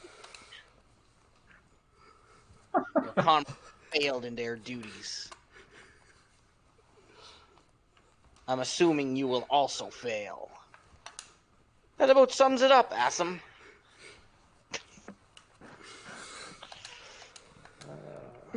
Oh, well done. If anybody wants to hear Hangry read any more of the lines, I think you could make that an on-the-fly donation incentive. If Hangry, you can let us know if somebody's donated because they want to hear you read some more lines, and then I'll just make sure to slow down during that particular bit because that was gold. Oh, I'm down for that.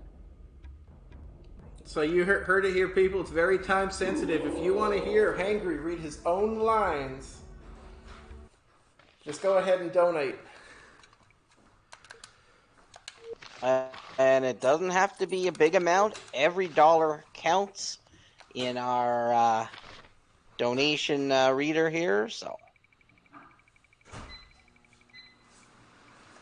Yep. So we just got a whole bunch of really awesome gear that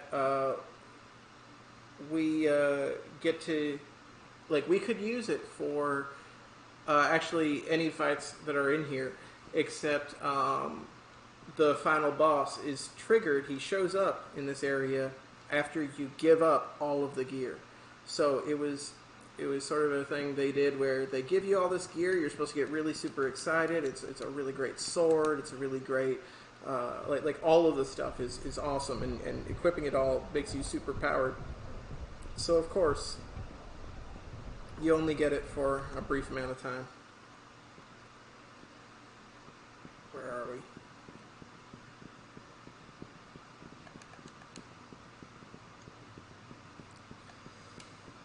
So there are fights in here that we're trying to avoid. Fortunately, these There's are a lot of nasty ones in here. Yep. Fortunately, these are cutscenes, so in the event that I was attacked by something, I could immediately flee and I wouldn't have to go back.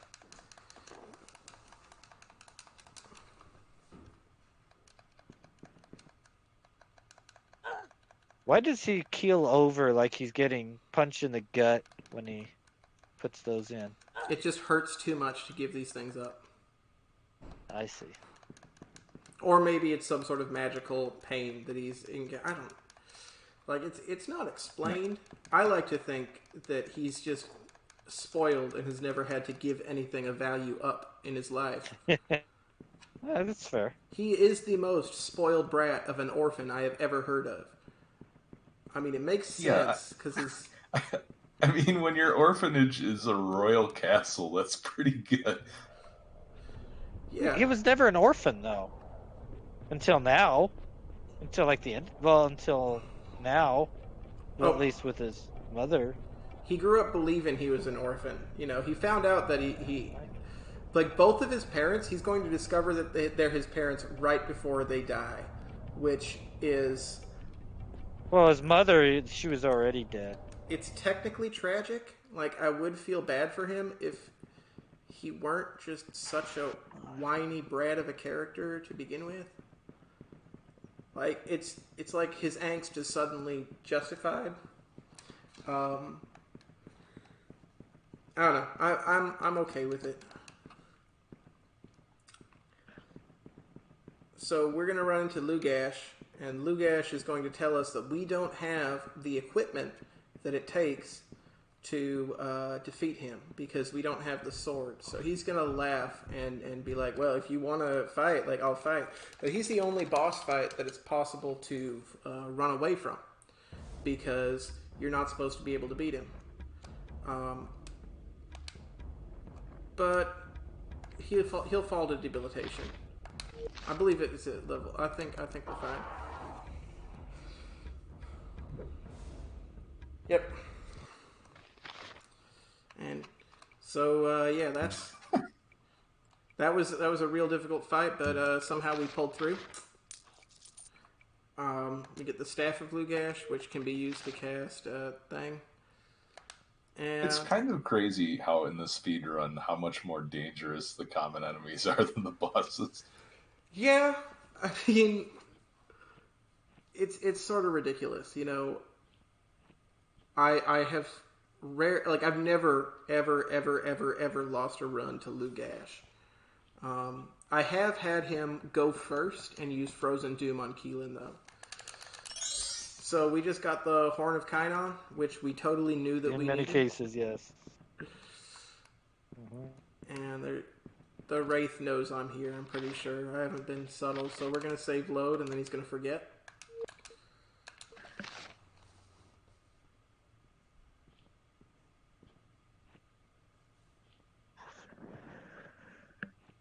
Yeah, all the enemies here are accompanied by elementals. So there's a Wraith to my right, as you can see, but I'm going to just make a break for it. See if we're good. For some of these, I have like complex setups in terms of when I run and when I sneak, and for some of them, I sneak until I get bored.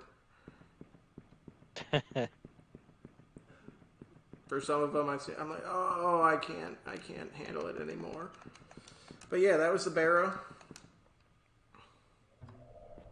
We've got a couple things left to do. We have to merge with our spirit.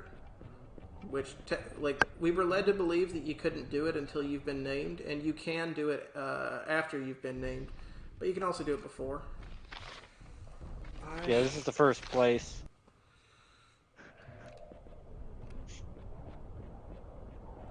Went the wrong way.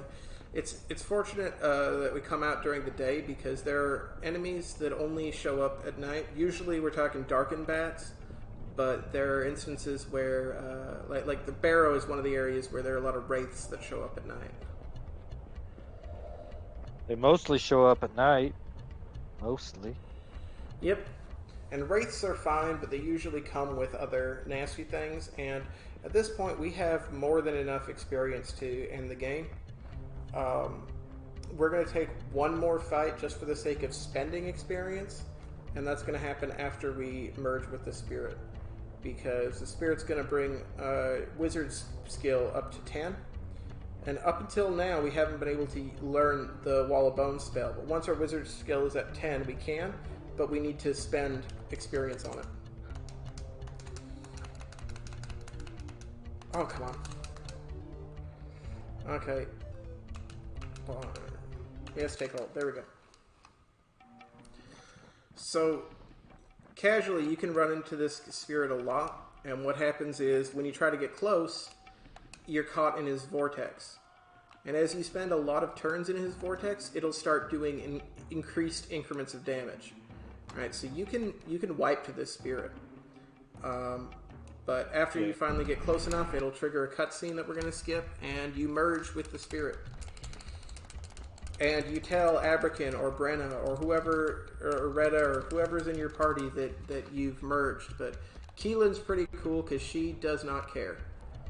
So there are no cutscenes where you tell her anything. There are cutscenes where she hits on you that we have skipped, but most of the time like just having only her in the party makes most cutscenes faster.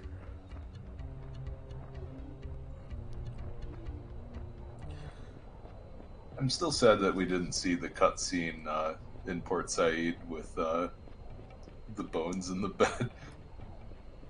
Oh yeah, well, I mean, that the bones in the bed we never wind up seeing casually. Yeah, But it just yeah, when you're trying to charter a boat and you're poking around down there, there's some guy who is just like, yes, my poor wife. All I have left are her bones, and it's just like a pile of rotting bones in the bed. I was, if I continued going on that particular path, I was a Now little bit that's farther to the left. technically tragic. Yeah. if I kept onto the left there, I was going to start a long cutscene where Ferris is trying to make use of the wand or the wizard staff. Because once again, we're back in the minefield, and I want to talk a little bit about an encounter that's coming up that we're going to try our best to avoid. And we're going to save just past this tree here. So there is a Darken Bat that moves the span of this. So if I were to sneak, I would have to sneak basically across this entire valley. He moves back and forth. It's very difficult to avoid. He's to my right. And nope, didn't. And this, avoiding this combat is one of the harder parts of the game. Like one of the harder parts of the run. I believe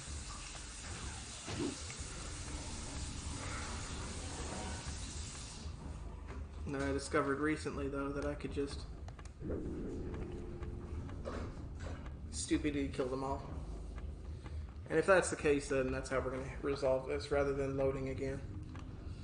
Because these things, they do a lot of damage. And it's really, really dumb to lose a run by dying to a bat, but it can happen. So there we are, and we forgot to do the thing that we were going to do, so we still need to take another fight. Whoops. Because he needs to learn the Wall of Bone spell. Alright, so now he has the Wall of Bone spell, but it's level 1. So we're going to have to bring it to a higher level. There's lots of fights we can take on the way. We'll be fine.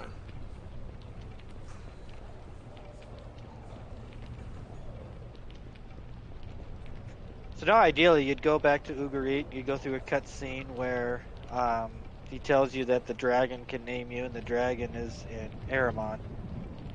So back to Aramon we go, but we don't. Apparently, we don't need the cutscene. So Nope. to Aramon we go. Yeah, and discovering that, I mean, that was one of those things where I read a guide that said you could do the cutscene before, or you could do it after. And I was like, that doesn't make sense.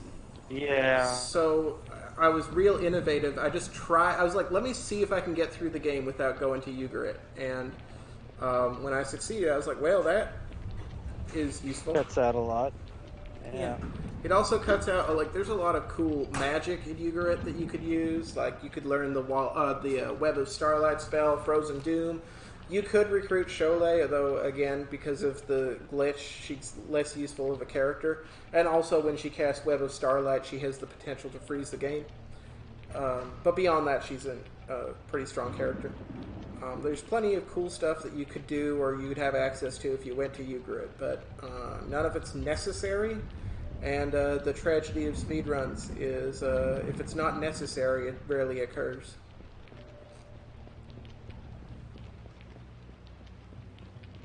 Also, I'm very fortunate that I'm the commentator for this particular run rather than the runner, and I can step away for nature needs. Oh yeah, this is a long run. If you ask me, I'll let you know when I'm back. But yeah, no, I need to go take care of that. Go for it. Yeah, no worries. Yeah, to the millions of people who are, as we speak, investigating how to obtain their copy of Aidyn Chronicles so they can speedrun this game. I advise you, do not start a run without being prepared to sit in a chair for at least 5 hours. There aren't any bathroom breaks in this game.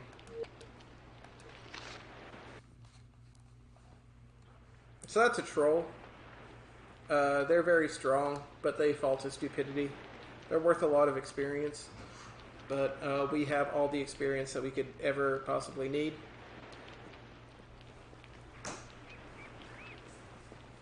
So we're just gonna go. Oh, that is a Dracover. Do we need to? I was gonna say, do we need to grab one still for the Wall of Bone spell? Yeah. If something like this happens, where a fight just happens to me, I'm willing to take it for the Wall of Bones. But on the way back, we'll be able to fight like a giant rat or something and spend the XP. So fair enough. Ideally, I'm gonna especially since this particular fight is. I mean, it's not super dangerous. It is potentially dangerous. Yeah, I mean, if it gets a lot of turns before we get a lot of turns, it can be a problem. That usually doesn't happen because we've got max dexterity. So... Okay, so now we will... You can see he's got 289,000 experience, which is enough to bring Wall of Bones to level 10. And then some. He's got plenty of extra experience, which he would use if there was anything to use it on. There's really nothing. So, we are now as powerful as we're going to be for the rest of the game, because there are 2 more fights that are required to be taken against the 2 final bosses.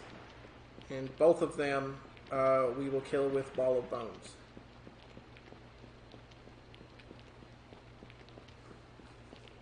Yeah, both of the final fights, happily, are against single enemies. And these enemies are almost completely immune to damage unless you have a Loden sword. So you're really supposed to get that sword, and we don't have it, so it would be a problem. Oh. I'm just going to kill you because there's only 2 of you. This is the fight that I usually wound up using to learn Wall of Bones, just because it so often gets in my way. Yeah. Like, if you trip over one, you might as well do it. So, in something that was not a completely shameless gameplay lengthening exploit, they made you, like, you spend the entire game sort of crossing the world map going south, and then at the very end, they tell you, oh, yeah, you just need to go to Aramon, which is at the northern tip of the map. Right, and you have to cross the entire map again, which would theoretically be a real pain, but it's made less of a drag by this portal that exists where Shamsix Tower used to be. You'll recall after we beat Shamsix Tower, we sort of manifested in the forest, and the portal is still active between the 2. So, we're going to go, ideally avoiding fights. Oh, nope, that is right there. We're going to go back to Shamsix Tower, or where it was, and use the portal that's still there, and go back to the forest. And that's going to take us, say, 80% of the way there. You can... Like, how do you do the tower? You're stuck in the tower if you don't activate the portal in the forest, right? If I remember correctly. Nope. You never even have to touch that portal. Okay, so that one's automatically is done. Yep, it's automatically active. Because otherwise, I mean, you would really just be stuck in the tower and be forced to, like, I guess, hoof it to the forest. That actually does sound like the kind of thing the developers might have done, but they didn't, so we're fortunate there. We could go to Aramon from here, but it's faster to just go to Guernia, and there's a 2-way portal between Aramon and Guernia. So we're going to head to Guernia and take the portal to Aramon. How are we on time, by the way? It's like we are at 3:28. Yeah, okay, so we're definitely going under estimate. We've got a little under an hour left, assuming that everything goes smoothly, so probably a little over 5 hours left. No, we're probably, assuming things don't go smoothly, we've got probably another 70 minutes left. So this is a heads up to the host. We can fill a little bit more time if we need to, but...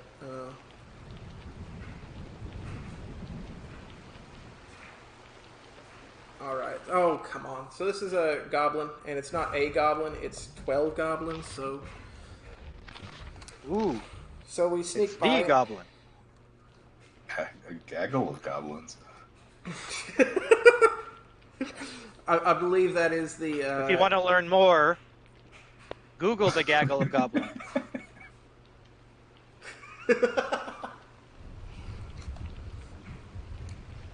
I think gaggle is the preferred...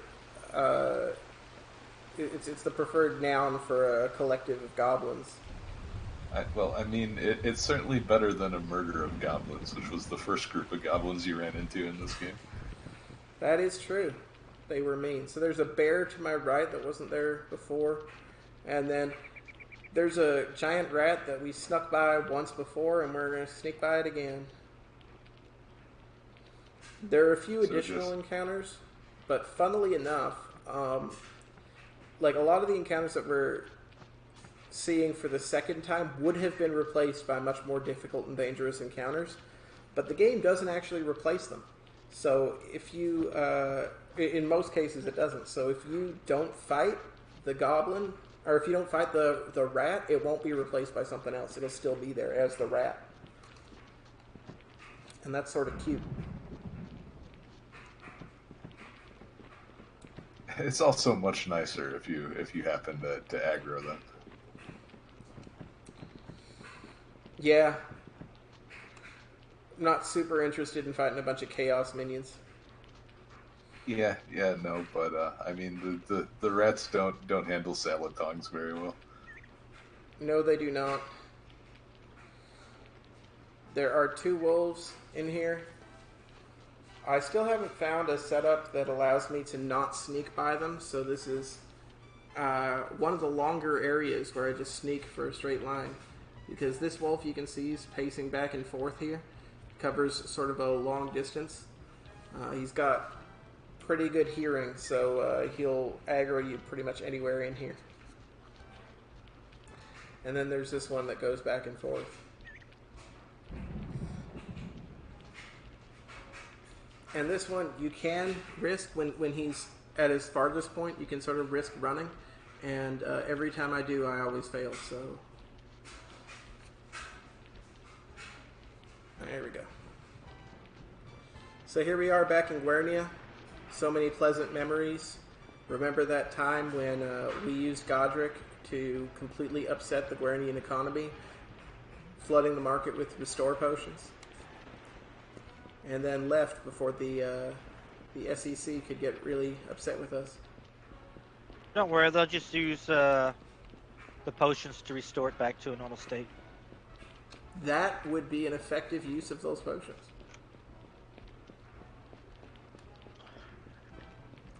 So, unfortunately, once we enter Guernia, we're not going to get another chance to camp.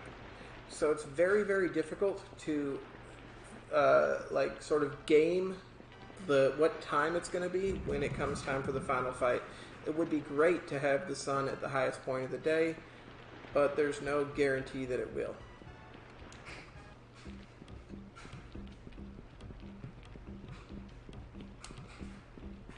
Fortunately, we do have the light wand, and even though he's a solar character, Aileron's often, or rather, Hangry is often able to hit. Incidentally, Hangry, has anybody taken you up on your offer to read more of Hangry's lines? No, unfortunately, nobody has. Shame. Oh well. So this is a portal that we could have activated before, but why would we? Because we didn't need to use it earlier. So now here we are in Aramon, where it turns out the dragon is. So if you remember, Uraza was here. She's still here, and she wants to warn us and it sort of like make sure that we're not going crazy because we still haven't been named and we're supposed to be going crazy around now.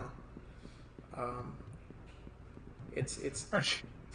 Aren't you supposed to be going nuts right about now? No, I'm just a jerk. Yeah. Well, he is in fact a jerk. He, like, she says, "Well, I'm going to let you pass," and he's like, he one of his dialogue options is "Do as you're told, woman," which I have never been brave enough to choose. I honestly don't know what she says if you tell her do as you're told, old woman. I mean, like, if that's an instant game over, well, you pretty much deserved it. Yeah, exactly. Oh, I just skipped my opportunity to do it.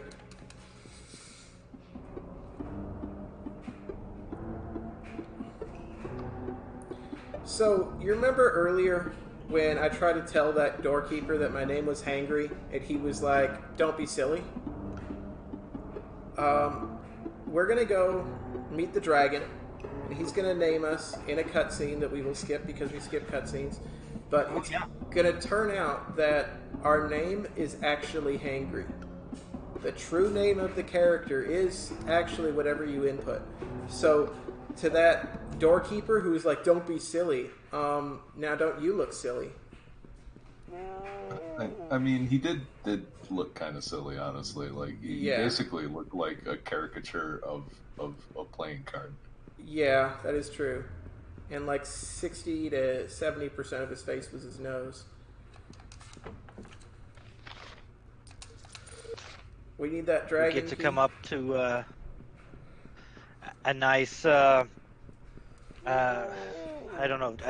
Speaking of doorkeepers, I suppose there's these mushrooms. I think they are, if I remember right. That You're do a correct. good job of holding you back.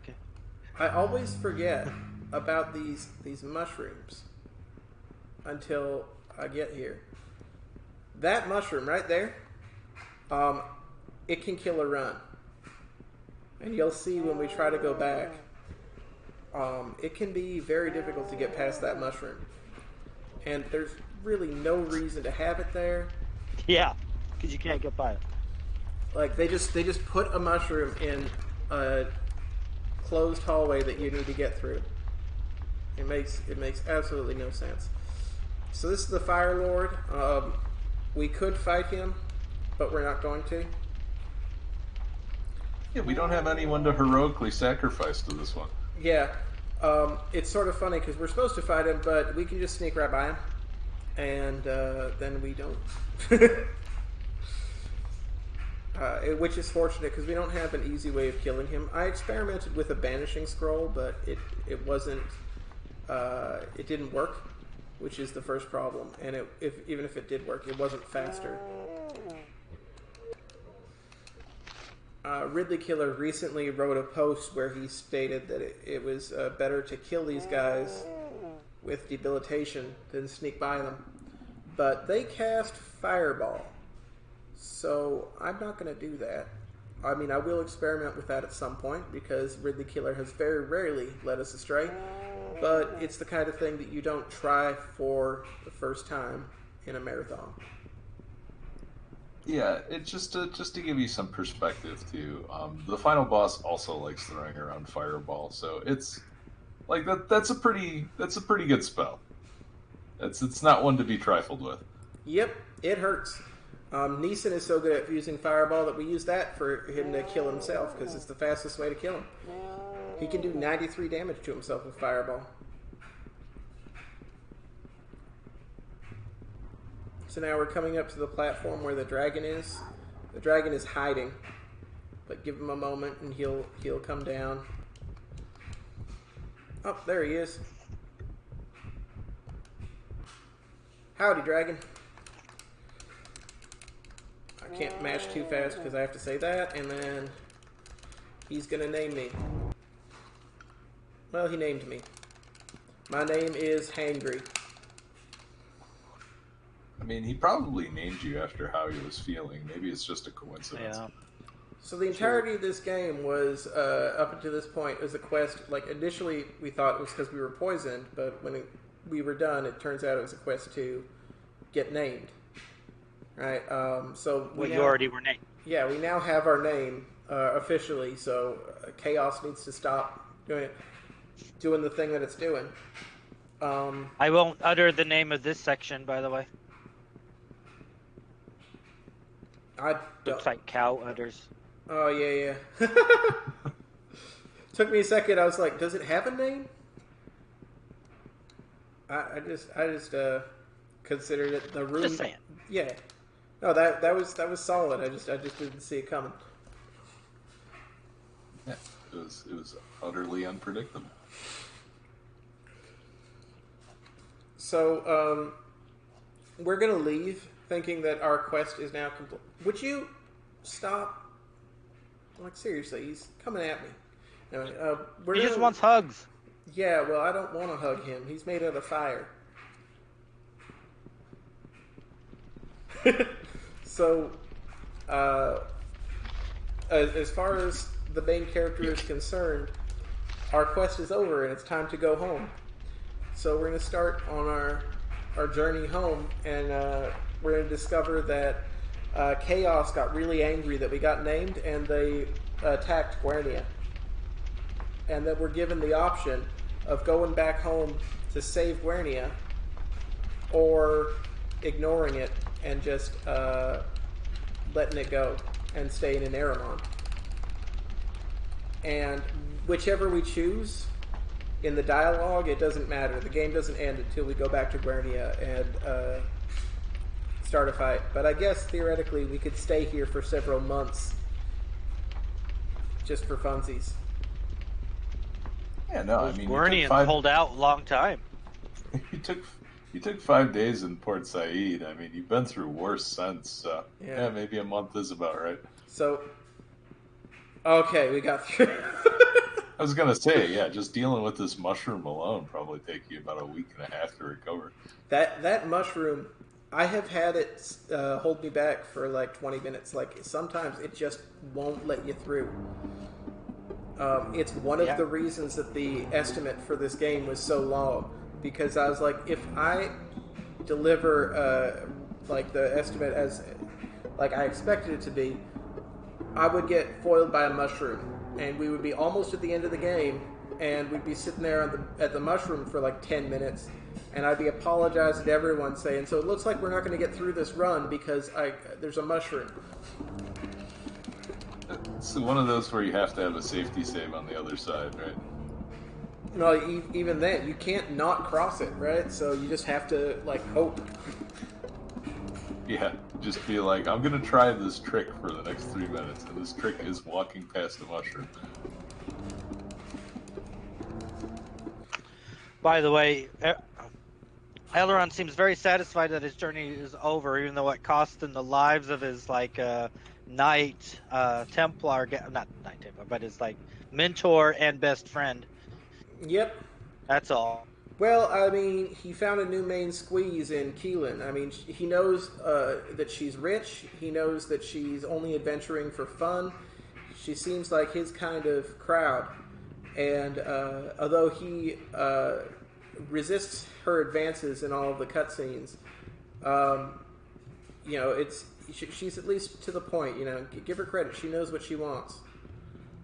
I mean, in the beginning of the game, the main character really just wants to be a knight, and Aberkan, when you recruit him, says, you know, if I can help it, like, if you do anything sort of unknightly during your journey, and boy howdy were you rude this entire trip.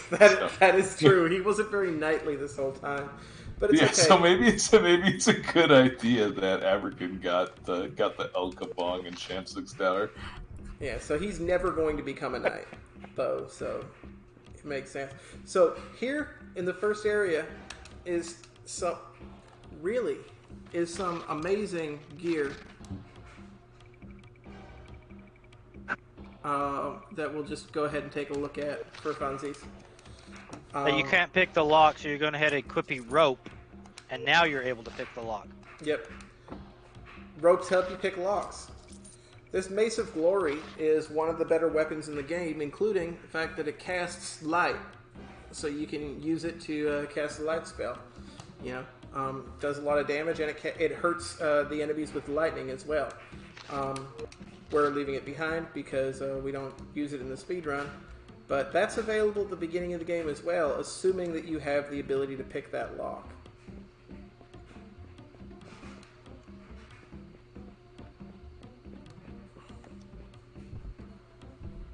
So if I go through certain doors in this area, we'll discover that the castle has been overrun by minions of chaos, but we're not going to go through that. Actually, it doesn't happen until you talk to the cook that's at the door right there. And the cook will tell you that this castle has been overrun by minions of chaos, and then it happens. So we're not going to talk to the cook. I didn't know that.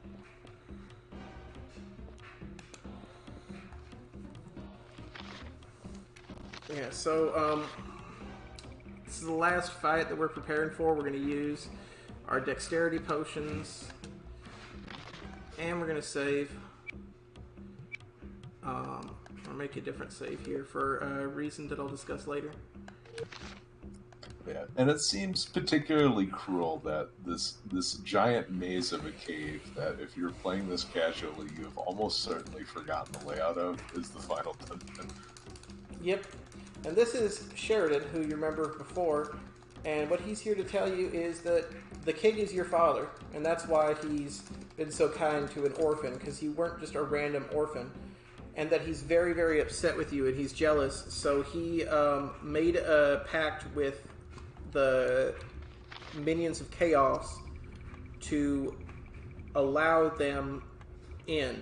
So he sold out the entire world, essentially, out of jealousy. So real cool character. Comes completely out of left field that he does that.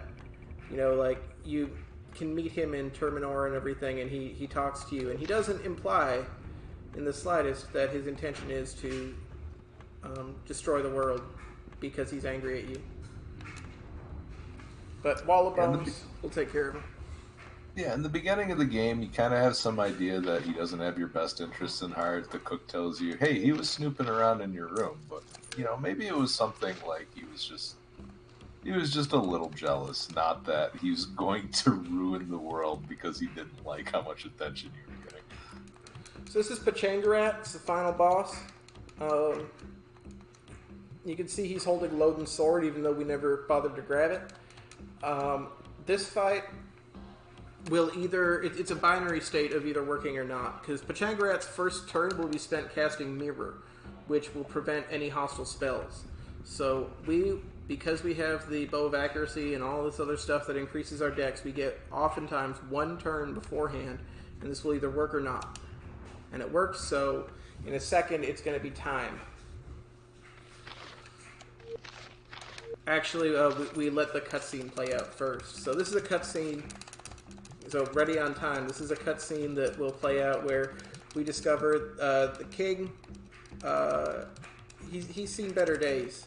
I don't have a good. Yeah, pun. he's not in a great state of mind. Well, state of physicality. Yeah, I don't have a pun for this. Anybody?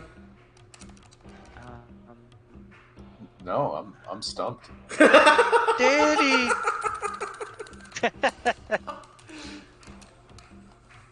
Oh my god, that is... Yeah, so he tells you that he's your dad, and you get to be king, and now he's gonna die. And you say, okay, bye, dad. And time, that's the game. The time is sort of irrelevant, because we skipped 40 minutes of content with the save, which I, again, apologize for. I'm gonna let the final cuts, the final credits play out, and then we can do some bonus content to make up for the time that we've missed. So I've got Discord open if somebody wants to tell me whether we need to do that. Who is that? Oh, that's Ardra. Okay, Yeah. we'll see what goes on, but if you want to do some bonus content right now, while you're setting up, I'd just like to say a few words about the charity we are raising money for. Please do. They're chanting your name, Hangry. Angry, angry. The charity we are raising money for is Save the Children. They have been around for over 100 years and operate in 120 countries to give children a future. In that time, impacting the lives of over 1 billion children in 2019. So any donations you can give will be greatly appreciated. Even the smallest donation can make a big impact. Like $1 can provide 4 children with treatment against pneumonia or a life-threatening illness. $10 can provide high-nutrient peanut paste to a malnourished child for 10 days. So even if you only have, say, spare change, coffee money in your pocket, might be $3 for a coffee. Hey, that's 12 children you can give a treatment to, so... You want to sacrifice a cup of coffee for 12 children? I think that's a pretty good deal myself. But other than that, I'll turn it back to the runners if they want to do their bonus content. And I'm going to go cry because my daddy died. So, yeah, that's about it for me. You just saw your ghost of your mother fly off. Really? Yeah. Man, I've got a rough life going here. And then he says, to Well, magic. no, well... To be fair, you went off on a mission to cure some poison. In your travels, your best friend and your mentor all died. You were rude to everybody, killed everything in sight, and then became king. So you got that going for you. Yeah, it sounds like something I'd do. I'd like to let the credits play out, but there's a lot of them. So I will take a moment just once again to shout out the commentators here. Darkwing Duck, who is one of the earlier people to run this game, and Edgeworth, who obviously brings quality content to his stream every many of the days. So definitely give them a follow. It's twitch.tv/edgestream and twitch.tv/darkwing_duck_SDA. Is that right? Did I get that last one right? It'll be good enough. Yeah. Okay, I'm getting messages in Discord here. Yep, so we have about an hour to fill, so if you have any glitches you want to show, or even if anybody has a run they want to do, like just a quick run, say, 25, 30-minute run or whatever. Well, you could... Do you have a save on KS? You don't have a save at KSI. You can't get to KSI all that quick, can you? Unfortunately to not. Go off that bridge? No, all of the saves that I had, I checked were after Chaos Isle. That's one of the things that I was specifically looking for, and I would have taken a save that was back in Aramon or something like that, but unfortunately, it wasn't to be.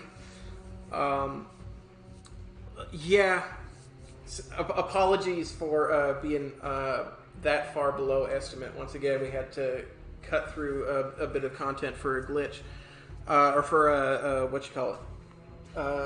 corrupted save. Which this game is. It's so easy to do that. So, yep, that is the credits. All the people who worked on from H2O Studios, many of whom went on to do other notable things. But for now, we're going to take a moment and show you some of the cheats. So, there are a few cheat codes that were made for this game. Is that not? Oh, okay, yeah. So one of them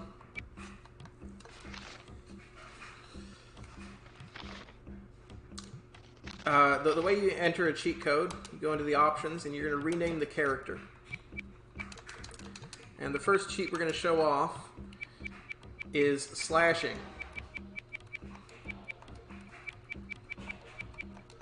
Because this is it was a Canadian company, so of course it had to have a hockey reference.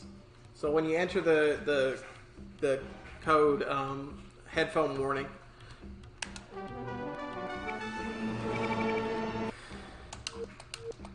And what that does is in Guarnia's treasure room right here, there's now a treasure. And it gives us the best possible weapon in the game. Hockey stick. The Wow. hockey stick. Which gives +5 to your warrior. It does 10 damage as opposed to Warfang, which does 4. It does 10 damage and it casts Crushing Death. So, incredible weapon, obviously. And it still can't hurt Sheridan. Did they animate it? Like in battle, does it? Oh. Well, let's take a look. Does it look like a hockey stick? Oh, in a battle? Okay. Let's take a look. We can equip it. We can try to use it against Sheridan. We will not succeed. Because, unfortunately, these bosses are only able to be attacked, or to be hurt with damage by Loden's sword. One sec. Edgeworth, can you check the Discord real quick? Yep, just did.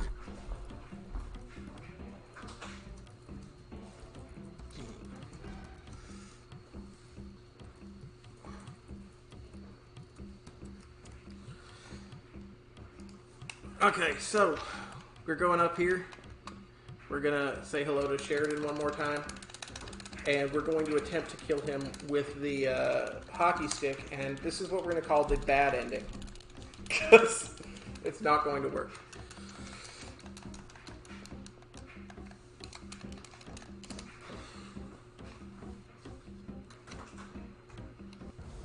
So this is the hockey stick. You can see it is a goalie stick, which is not ideal in terms of combat. I feel like you would want one of the longer, like possibly like the composite sticks rather than the wooden stick, you know, and those would do a significant amount of damage.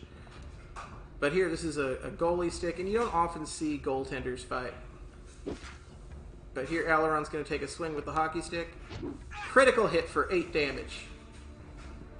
And Sheridan will kill us in 2 hits. So as you can see, hockey stick not super useful. Oh, he doesn't have access to... Oh, that's... Okay, hang on.